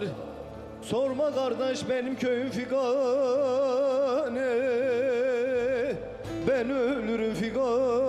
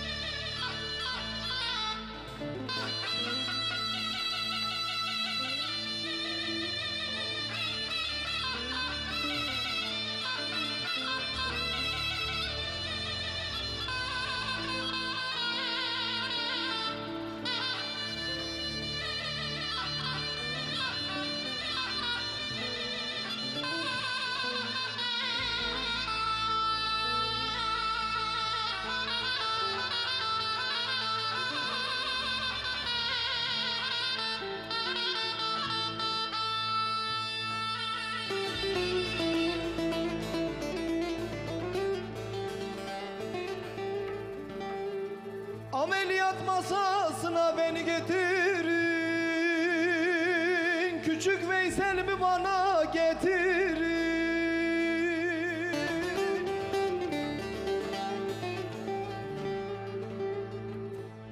Ameliyat masasına beni yatırın, küçük Veysel'imi bana getirin.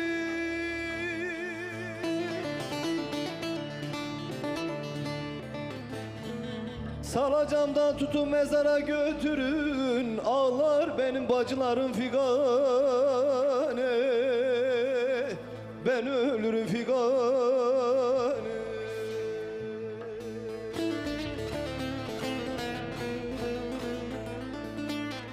Salacağımdan tutun mezara götürün, ağlar benim bacılarım figane, ben ölürüm figane. Yer altında, yer altında nelerim var yer altında. Çürüdü toprak oldular o güzeller yer altında. Çürüdü toprak oldular o güzeller yer altında.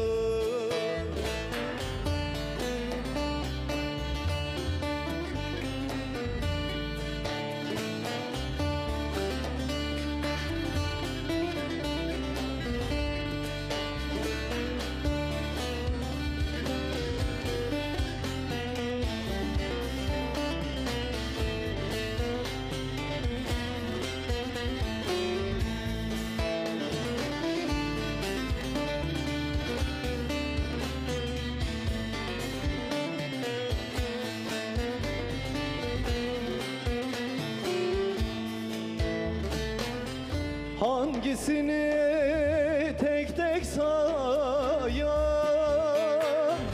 ne eş koydu ne akrabam, gariban anam öksüz babam, o güzeller yer altında. Gariban anam öksüz babam,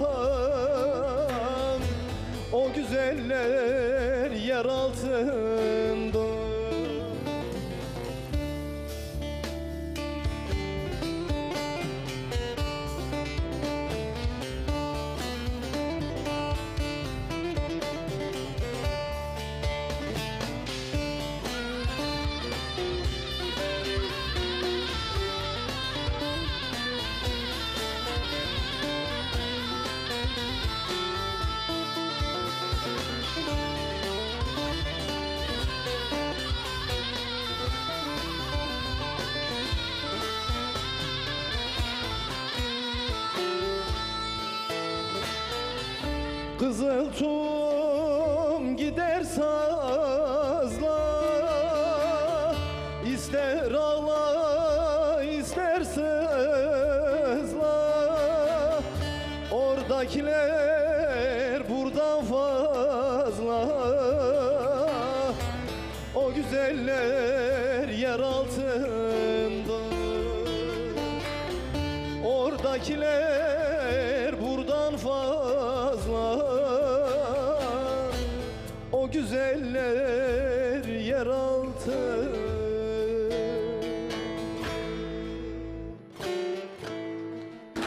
Teşekkür ederim. Alkışlayan elleriniz dert görmesin.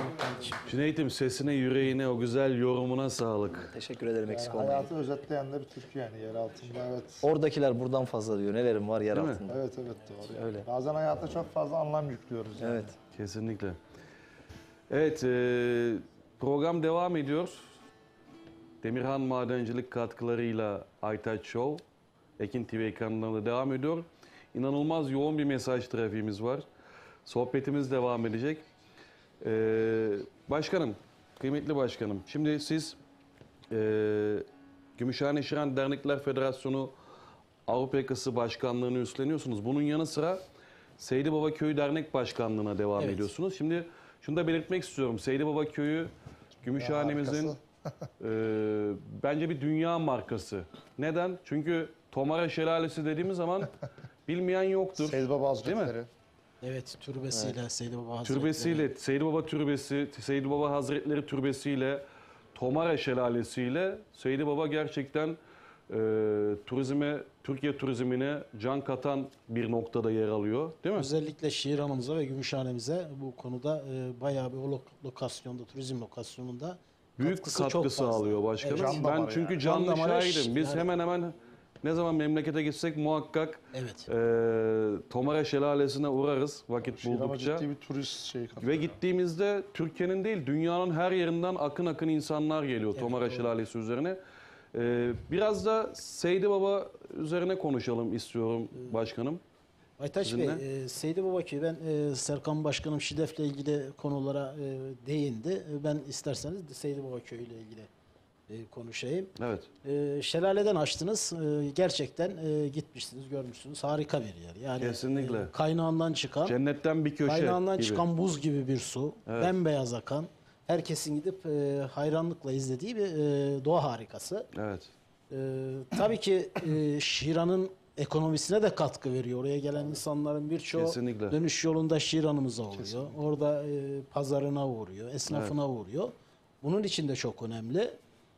Ama size programdan önce de bahsetmiştim. Şiran Şelale çok kıymetli ama şelaleye ulaşımda biraz sıkıntılar yaşanıyor. Özellikle nereden? Sizin taraftan Alucra, Şebinkarahisar ve Evet. Sivas tarafından gelen insan. Daha ziyade Seydi Baba Köyü üzerinden giden yolu kullanıyorlar. Arıtaş'tan işte. Bu bağlamda Arıtaş Köprüsü başta olmak üzere Seydi Baba üzerinden giden yolun ivedilikle, ben bunu daha önce bölge mülkâmine, Kaymakam Bey'e, Vali Bey'e de söyledim. Bu konuda sözlü olarak ama herhangi bir çalışma olmadı. Aşağıdaki yol açılınca Sarıca üzerinden gelen yolun açılmasıyla o yol ikinci plana atıldı ama aslında Seydi Baba Köyü'nden aşağı inerken o vadiyi izlemenin de ayrı bir zevki var. Değil mi? Harika bir görüntü, harika bir doğa harikası. Mezraları. Kelkit çayının kıvrılarak akışını izlemek, fotoğraf çektirmek. Karşıda işte gerçekten Seydi Baba Köyü'nün çok güzel bir yaylası var. Bu yaylaya karşı, o manzaraya karşı o vadiden aşağıya inmek ayrıcalık. Bambaşka bir bir şey. Evet. Benim istirhamım sizlerin aracılığıyla izliyorsalar Sayın Valimden, Sayın Kaymakam'dan bu konuda Seydi Baba Köyü'nden aşağı inen yolun ivedilikle genişletilip güvenlik tedbirlerinin alınması gerekiyor ki insanlar o yolu daha fazla kullansınlar. Çünkü diğer yol daha uzak düşüyor. Dediğim gibi Sivas ve Alucra, Şebinkarahisar üzerinden gelen ziyaretçiler genelde burayı kullanıyorlar. İnşallah bu konuda sizlerin de aracılığıyla bir çalışma yapılır ve o yol güvenli hale getirir. Refüj çalışmaları vesaire. Mesajımızı Temennimiz gönderdik, sesimizi duyurduk. Derneğe gelince dernekte seçildiğimizden beri bir hayli ekonomik koşullar, işte pandemi vesaire bir zor süreci yaşadık. Evet. Ama bu süreçte iyi teşkilatlandığımızı söyleyebilirim. Kadın kollarıyla, gençlik kollarıyla, Evet. yönetim kurulundaki arkadaşlarımızın özverili çalışmalarıyla derneğimiz belli bir noktaya getirdik. Yani ekonomik olarak da, tabii sosyal faaliyetler alanında da. Tabii ki dernek yönetimleri gönüllülük esasına dayalı hizmet veren kuruluşlar. Kesinlikle. Burada köylülerinden destek alması gerekiyor. Yani maddi manevi destek alması lazım ki hizmetlerini daha kolaylıkla yapabilsinler. Evet. Bu bağlamda çok fazlasıyla destek aldığımızı söylemek biraz hayalcilik olur. Bu saatten sonra benim buradan çağrım köylülerimizden derneğimize daha fazla katkıda bulunarak, üye olarak, aidat ödeyerek, bağış yaparak ki bunun zaman zaman meyvelerini aldık. İşte deprem zamanı deprem bölgesine yaklaşık 90 küsür bin lira para gönderdik Çok toplayarak. güzel. Sağ olsunlar. Buradan hepsine teşekkür ediyorum bu bağışta bulunanların. Evet. Bunun dışında yaklaşık 3,5 yıl içerisinde bu zor şartlara rağmen 130 bin liraya yakın da ben kendi ihtiyaç sahibi köylülerimize ve bizden talepte bulunan köylülerimize sosyal yardımda bulundum.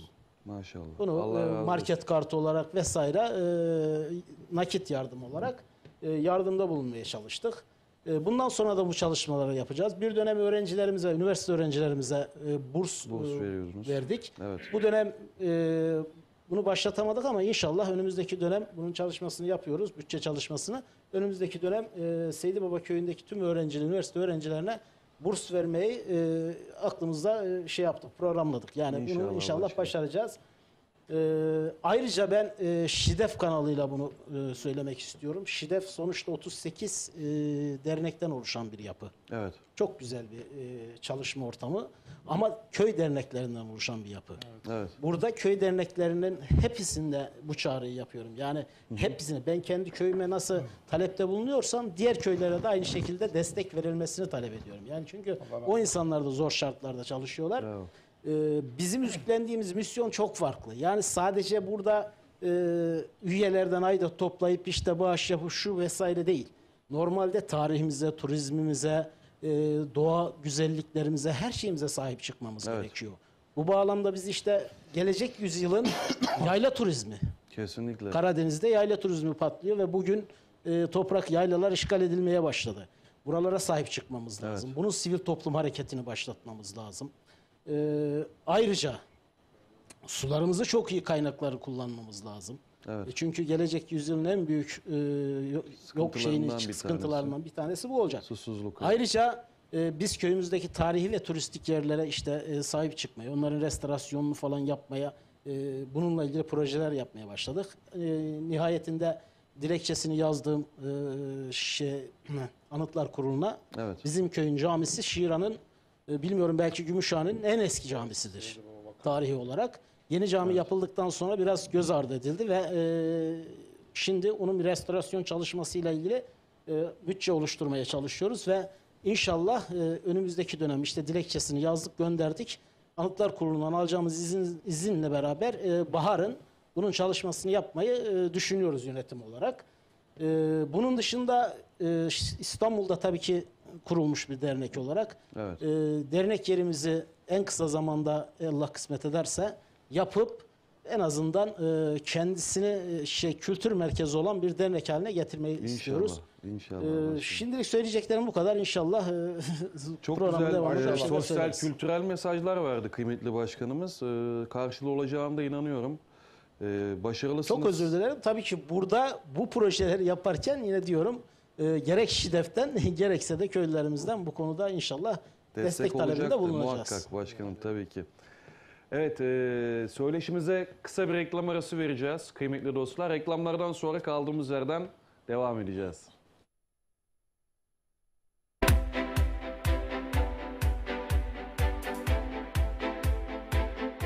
Sevgili izleyenler, herkese merhabalar. Şu anda bizler Ekin Gayrimenkul olarak Lüleburgaz Çiftlikköy'deyiz.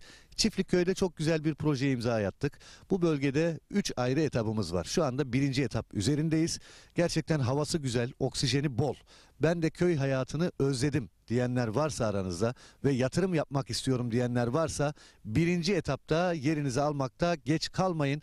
300 metrekare parsellerimiz 329.000 TL yerine 289.000 TL. Evet, yanlış duymadınız. 329.000 TL yerine 289.000 TL'ye buradan bir parsel sahibi olabilirsiniz. Birinci etapımızda toplam 50 parsel var. Elinizi çabuk tutun. Hafta içi hafta sonu servislerimiz mevcut. Ekran altında numaramız var. Bir de ben söylemek istiyorum. 0212 486 39 0. 0212 486 39 0. Kısmi vade seçeneğimiz var. Takas seçeneğimiz var. Arazimiz hemen asfalta cephe. Kadastro yolu var. Evet, gördünüz zaten. Görüntüleri de görüyorsunuz. Hemen arkamızda bungalov ev var. İşte burada şu anda yaşayan var. Hafta sonları geliyor, pikniğini yapıyor ailecek. Gerçekten konum olarak güzel bir bölgede. Bulunduğumuz yerde elektrik yakın ve yine Seyitler tren istasyonu var yürüme mesafesinde. Bu da çok önemli bir ayrıntı. Yani ileride burası faaliyete geçtiği zaman Küçükçekmece'den çıkıyorsunuz hızlı trenle, yarım saatte arazinize kadar geliyorsunuz ve yürüme olarak da maksimum 5 dakika, 1 kilometre bile yok. Tren istasyonu durağına. Bu durakta oradan Babaeski'ye, daha önce satmış olduğumuz yerlere kadar gidebiliyorsunuz. Evet, 300 metrekare parsellerimiz 329.000 TL yerine 289.000 TL. 0212 486 39 0. 0212 486 39 0. Lüleburgaz'ı benim anlatmama gerek yok. Lüleburgaz'ı herkes biliyor. Biliyorsunuz Kırklareli'nin en büyük ilçelerinden birisi, organize sanayi bölgesiyle. Binlerce çalışan var sanayi bölgesinde. Yüzlerce fabrika var. Bu bölgeden yer aldığınız zaman kazanmama şansınız yok. Biz bu zamana kadar yapmış olduğumuz projelerde 1'e 2, 1'e 3, 1'e 5 kazananları biliyoruz. Evet, bütün projelerimiz kazançlı alışveriş. O yüzden sizler de Lüleburgaz Çiftlikköy'den gelin bir parsel sahibi olun. 300 metrekare parsellerimiz, ana asfalta cephe, dümdüz bir yer, yeşil bir alan. Ekranlarda görüyorsunuz zaten. 329.000 yerine 289.000 TL. Şok fiyat. Bu fiyatı kaçırmayın. Hafta içi hafta sonu servislerimiz var. Hangi gün müsaitseniz söyleyin, sizi getirelim. Özellikle hafta sonu kalabalık bir şekilde geliyoruz. Sabah kahvaltımızı yapıyoruz. Araçlarımız saat 11'de Beylikdüzü'nden kalkıyor. Beylikdüzü'nden hep birlikte geliyoruz. Arazimizde sunumumuzu yapıyoruz. Arzu edenler beğeniyor. Tapunuzu hemen alıyorsunuz. Önce tapunuzu alıyorsunuz, sonra ödemenizi yapıyorsunuz. Evet, görüyorsunuz ne kadar güzel. Hobi bahçesi yapmış. Ekranda gördüğünüz yerleşimin hemen yanında, tren istasyonuna çok yakın konumda olması bir artıdır. Lüleburgaz'a da 15 dakika mesafede araçla. Lüleburgaz gerçekten çok büyük bir sanayi kenti, organize sanayi bölgesi. Bu bölgeler, işte denize yakın bölgeler, nüfusun arttığı bölgeler ve sanayiye yakın olan bölgelerden arazi, toprak sahibi olduğunuz zaman mutlak kazanıyorsunuz. Minimum 1'e 2 diyebilirim. Yani seneye burası şu anda 289.000 liraya zaten indirimli alıyorsunuz. Bakın 40.000 TL bir indirim var. Seneye belki burası işte 600.000 lira olacak. O yüzden bu fırsatı iyi değerlendirin diyorum. 300 metrekare. Arzu edenler vardır, ben 600 metrekare alacağım diyordur. Alabilirsiniz. Yeri görmeden karar vermeyin. Gördüğünüz zaman zaten anlattığımızı göreceksiniz. Burada Çiftlikköy bölgesinde 3 etapımız var. Şu anda 1. etapta satışımız başladı. 1. etapta benim bulunduğum yer. Evet, kadastro yolunun şu anda ben üzerindeyim. Arkamda bungalov ev var.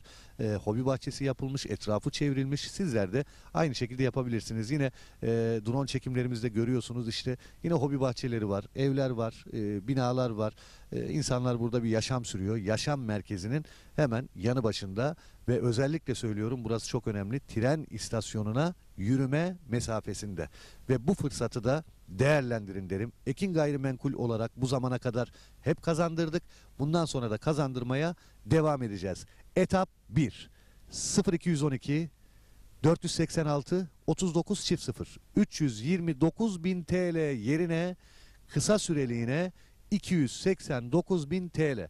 Çağrı atmanız yeterli. Hemen tapunuzu alıyorsunuz. Bundan kolayı yok. Evet, dediğim gibi belki yetişmeyebilir paranız. Kısmi vade seçeneğimiz var. Takas imkanımız var. Evet, 300 metrekareden başlıyor. 600 alabilirsiniz, bir dönüme yakın alabilirsiniz artık. Hem bütçenize hem zevkinize göre. Yer çok güzel, dümdüz bir alan. Ana asfalta cephe, hızlı tren istasyonuna yürüme mesafesinde, kadastro yolunun yanında, yerleşime yakın Lüleburgaz Sanayi Bölgesi ve Çiftlik Köyü'nün içinde birinci etap. 329.000 TL yerine 289.000 TL kısa süreliğine. Bu fırsatı değerlendirin. Numaramızı tekrar ediyorum.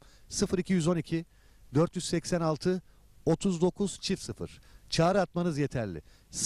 0212 486 39 0.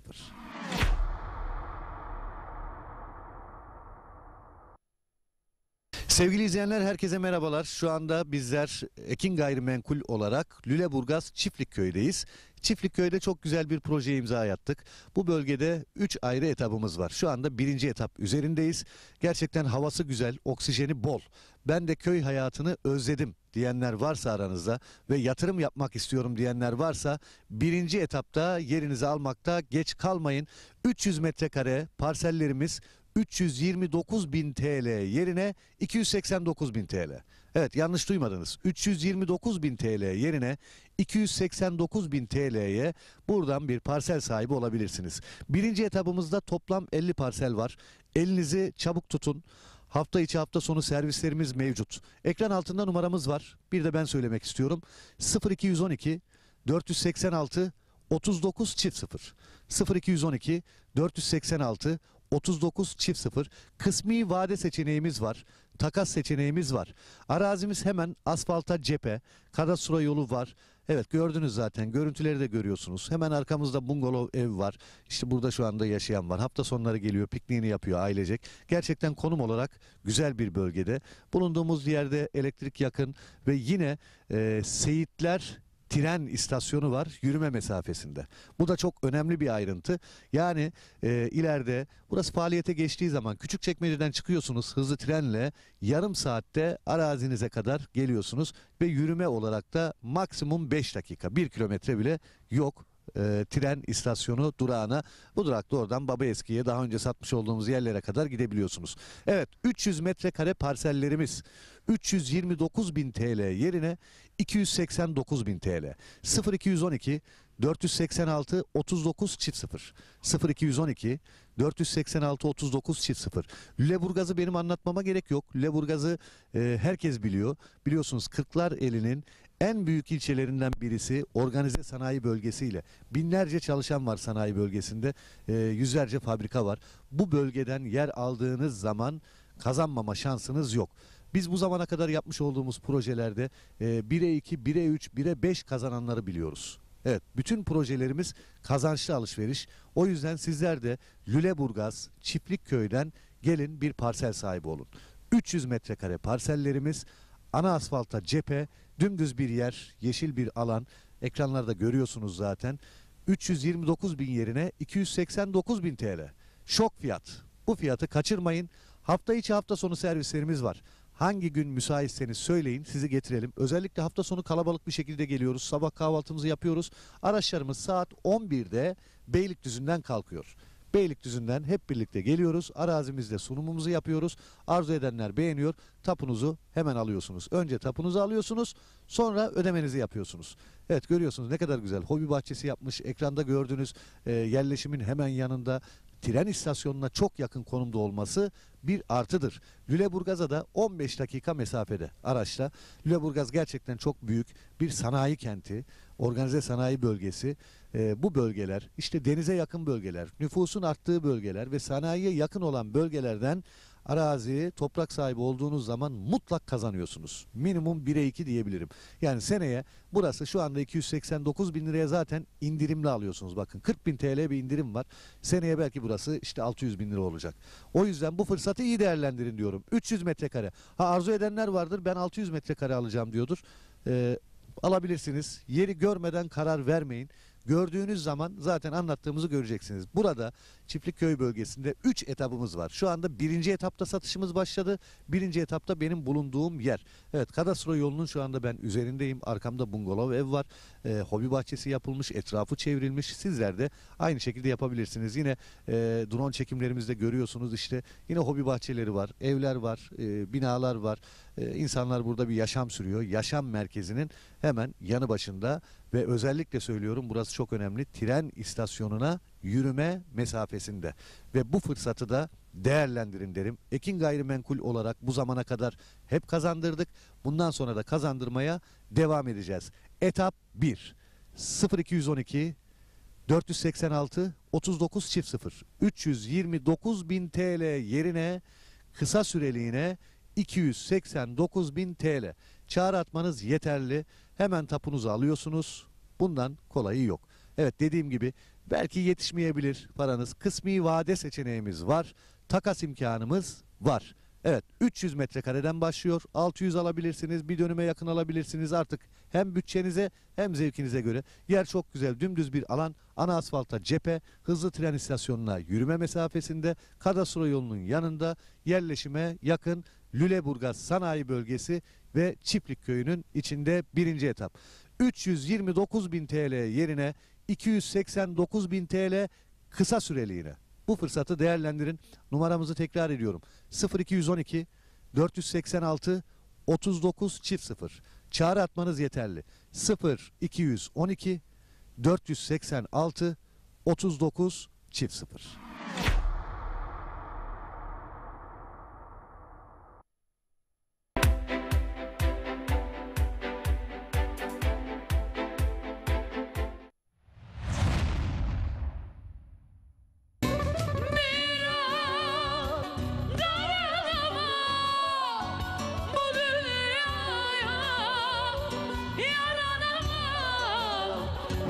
Yaralar yaralar, yaralar beni, yaralar sevdim, yaralar beni. Gel yine başım belada, beni bu karakollarda. Öyle bıkmışım ki kendimden, kurudum düştüm dalımdan. Özlem İlgen ve Orhan Narinci'nin hazırlayıp sunduğu Özlem Dolu Ezgiler programı her salı saat 19'da Ekin Türk TV'de sizlerle. Bayrama, bayrama, bayrama.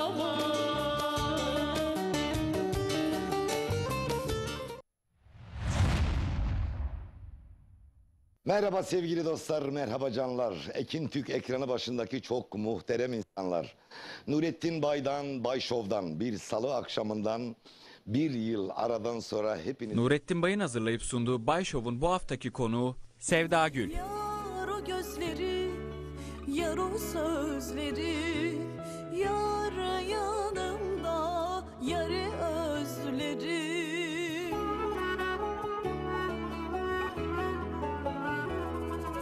Ah bir bilse bir... Bay Show programı her salı saat 21.30'da Ekin Türk TV'de sizlerle. Yanımda kalmadın canımın içi.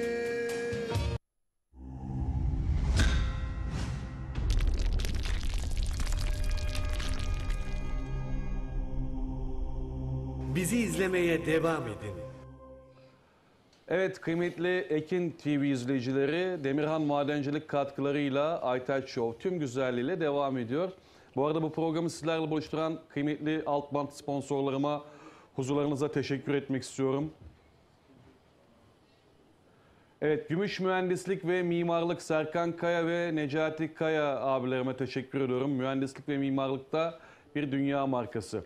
Arya Cephe, Kasım Yıldız. Gerçekten cephe işlerinde yaptığı projelerle adından sıkça söz ettiriyor. Kasım Yıldız Beyefendi'ye teşekkür ediyoruz. Dur Baba Turan, Buraska 34 adresinden Instagram üzerinden takip edebilirsiniz. Bay Ceylan markasıyla. Durbaba Turan'a da teşekkür ediyoruz hatır sayılır katkılar için. Gümüşhane Şiran'da yemek dediğimiz zaman akla gelen ilk marka Canan Yemek. Savaş Canan ve Cafer Canan'a da hatır sayılır katkılar için teşekkür ediyorum buradan. Evet, Gümüş İnşaat, satılık, lüks, daire ve dükkan dediğimiz zaman gönül rahatlığıyla danışabileceğiniz bir marka. Ayhan Kılıç'a hatır sayılır destekleri için teşekkür ediyoruz. Hanzadeler Yapı İnşaat, Birol Yıldız. Yapı İnşaat sektöründe gerçekten bir marka. Birol Yıldız'a teşekkür ediyorum. İrfan Yıldız İnşaat, Avcılar İstanbul hizmet veriyor. İrfan Yıldız Başkanıma da hatır sayılır katkıları için teşekkür ediyorum. Ziyaretinize geleceğiz inşallah başkanım. Rasel Sigorta, kıymetli Rahim Ekmen abimize teşekkür ediyorum hatır sayılır katkılar için. Kendisi bugün stüdyoda da yalnız bırakmadı bizi sağ olsun. Pestil ve Köme'de gerçekten bir dünya markası. Sultan Pestil, Şiran, Gümüşhane'de Nurullah abimize teşekkür ediyoruz hatır sayılır katkıları için. Başkanım dedim ya ben de her gittiğimde muhakkak uğruyorum. Sabah kahvaltısı da çok güzel. Evet, her şey güzel. Pestili de güzel, kömesi de güzel. Bundan sonra daha sık uğrayacağız. Başkanıma da sözüm var. Denk gelirsek inşallah. İnşallah her zaman. Başkanım da Tomara Şelalesi'nde misafir edecek bizi. Başım üstüne. Ama buradan biz de madem uğruyorsunuz Sultan Pestil'e Aytaç Bey lütfen her gittiğimizde yani bizim misafirimiz olsun. Bunda biz Öyle buradan mi? mesajını verelim yani. Baki Teşekkür Kara ederim. kardeşimize. O zaman şöyle bir şey yapacağım. Stüdyodaki misafirlerim de dahil. Başkanım siz de, Cüneyt'im sen de, saz ekibimiz de dahil. Eğer bu önümüzdeki yaz sezonunda Şiran'da denk gelirsek Aynen. Şiran dönerini de ben ısmarlayacağım size. Tamam mı? Bravo. Sen de bizdensin. Yani o kadar Şiran'ın olduğu yerde siparişi verebilirsin ama Eyvallah. ısmarlama noktasında seni şey yapmayız yani. Ya o da kardeşiniz olarak... Miktarları sen belirlersin. 150 mi, 100 mü? Yani o kadar sipariş verebilirsin yani. Pekala. Evet, Şiran döneri bende olmazsa olmaz. Efsanedir. Her gittiğimde muhakkak gider yerim. Selam olsun Şiranlı tüm hemşehrilerimize buradan. Şimdi Şiran dedik, Gümüşhane dedik, Yeşilbük dememiz lazım. Abdullah Canan amcamızı burada telaffuz etmeden olmaz. Sevgili Halit Canan da mesaj göndermiş sevgili kardeşim.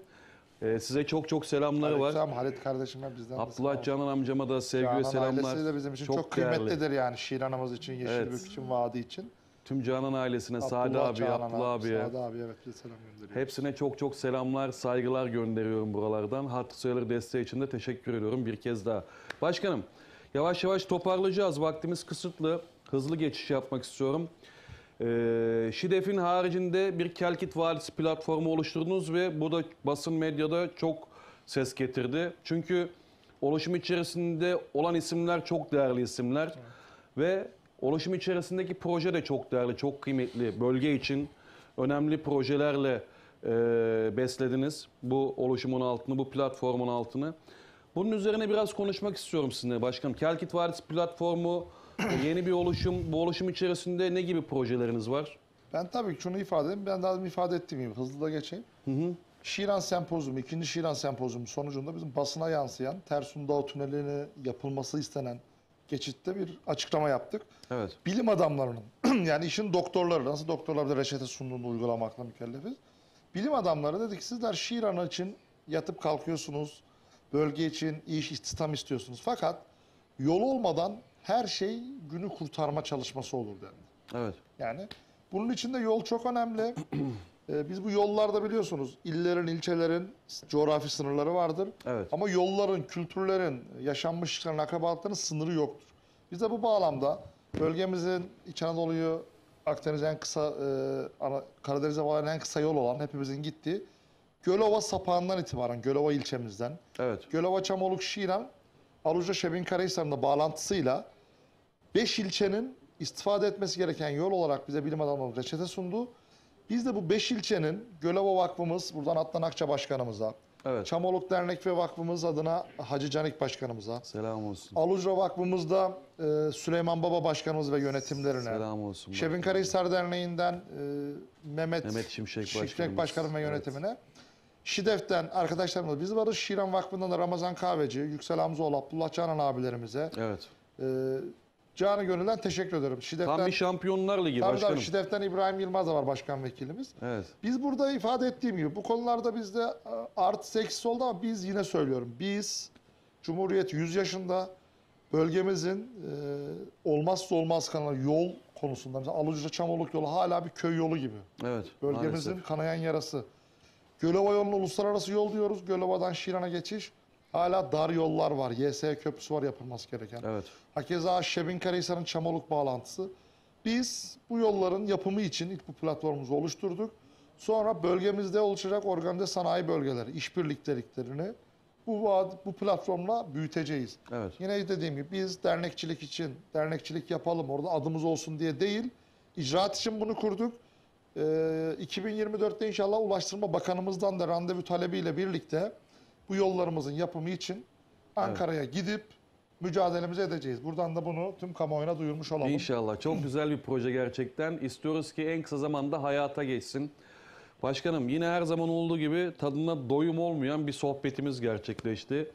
Hep bunu yaşıyoruz biz arkadaşlar. Orada nasıl başladı, nasıl bitti anlamıyoruz. Aynen, Çünkü ben saat 12'ye gelmiş. aile sıcaklığında güzel, keyifli bir sohbet, birbirinden güzel türküler. Hepsi Son bir araya sözleri geldiği söyleyip zaman- mesajı veriyorsun. Biz tabii mesajı Maalesef. aldık. Gönül istiyor ki saatlerce devam edelim ama Ben o zaman işte ben de rejiden mesajı alıyorum. Ben size mesajı yönlendiriyorum. Artık başkanım son sözleri alacağım ama öncesinde benim size özel bir teşekkür borcum var. Estağfurullah, estağfurullah. Bugün burada olmanız gerçekten bana mutluluk verdi. Gurur verici bir tablo. Şeref duydum. Sizin Estağfurullah, olduğunuz şeref her bize yer ait. bizi mutlu Estağfurullah. ediyor. Yaptığınız tüm güzel projelerle gurur duyuyoruz. İyi ki varsınız. Varlığınız daim olsun. Teşekkür ederim. Ben size teşekkür ediyorum. Biz Yine size teşekkür ederiz misafir. kıymetli İrfan Yıldız Başkanıma teşekkür ediyorum. Sevgili Cüneyt Tarhan kardeşime teşekkür ediyorum ve üzülerek söylüyorum son sözlerinizi alacağım başkanım. Ben çok teşekkür ediyorum. Bizi burada misafir ettiğiniz için Ekin TV ailesine teşekkür teşekkür ediyoruz. ediyoruz. Sürçülisan ettik affola. Ben dün Şidef yol arkadaşlarıma, ekranlar başında bizi izleyen tüm hemşehriler ve dostlarımıza, beni her zaman bu konularda beni önce büyütüp yetiştiren anneme mesaj atmış.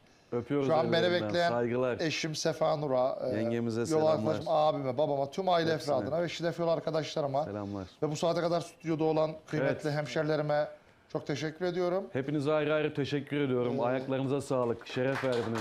Burada tabii ki Serkan Kaya ve İncedereli olmamasa bile köylülerim burada. Teşekkür Evet. ediyorum. Kayalar Aile Birliği yapılanmamız vardı bizim.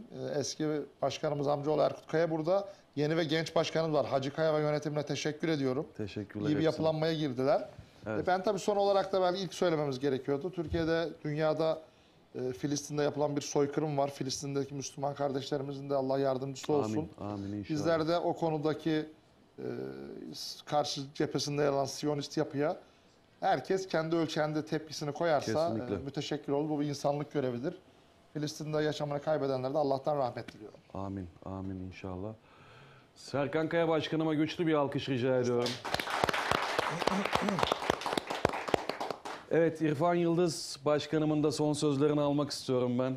Ben de Başkanım bu akşam ayaklarınıza bizlere sağlık. konuk ettiğiniz için Ekin TV ailesine ve şahsınıza çok teşekkür ediyorum.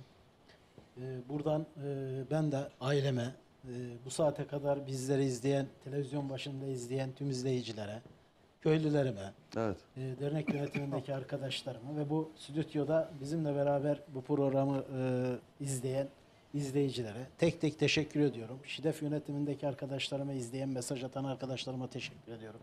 İnşallah Şidef ailesi büyük bir aile. Serkan Başkanımın liderliğinde kalan bu dönemde de çok güzel projelere imza atacaktır. İnşallah. Söyleyeceklerim bu kadar. Çok teşekkür ediyorum. Biz İnşallah teşekkür ediyoruz. yazın İrfan görüşürüz Yıldız seninle. Başkanımıza. İnşallah. Çok güzel bir program oldu. Başka bir programda tekrardan bir araya gelmek İnşallah. temennisiyle. Bu arada yüzlerce mesaj var şu an ekranımıza düşen okuyamadığımız. İzleyicilerimizden de özür diliyoruz. Vaktimizin kısıtlı olduğu için yetiştiremedik. O kadar yoğun bir mesaj trafiği vardı ki bugün.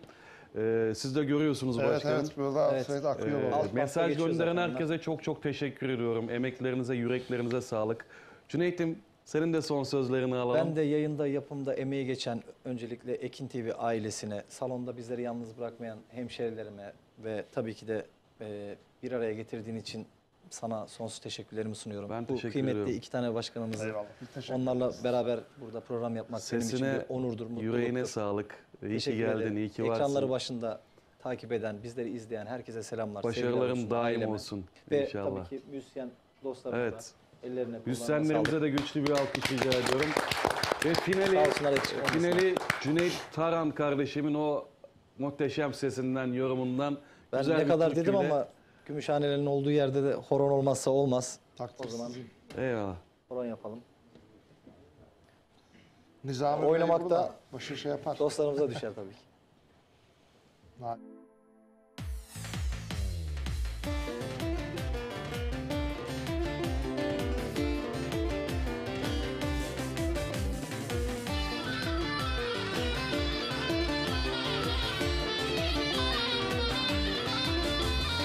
Benim ile yaylaya oy oy cıngılım püsküllüm geleni alacağım da geleni alacağım geleni alacağım da geleni alacağım havalimi yitirdim oy oy cıngılım püsküllüm bulana varacağım da bulana varacağım bulana varacağım da bulana varacağım evlerinin önünden gide gele yoruldum ha bu köyün içinde cıngılıma vuruldum evlerinin önünden gide gele yoruldum ha bu köyün içinde cıngılıma vuruldum.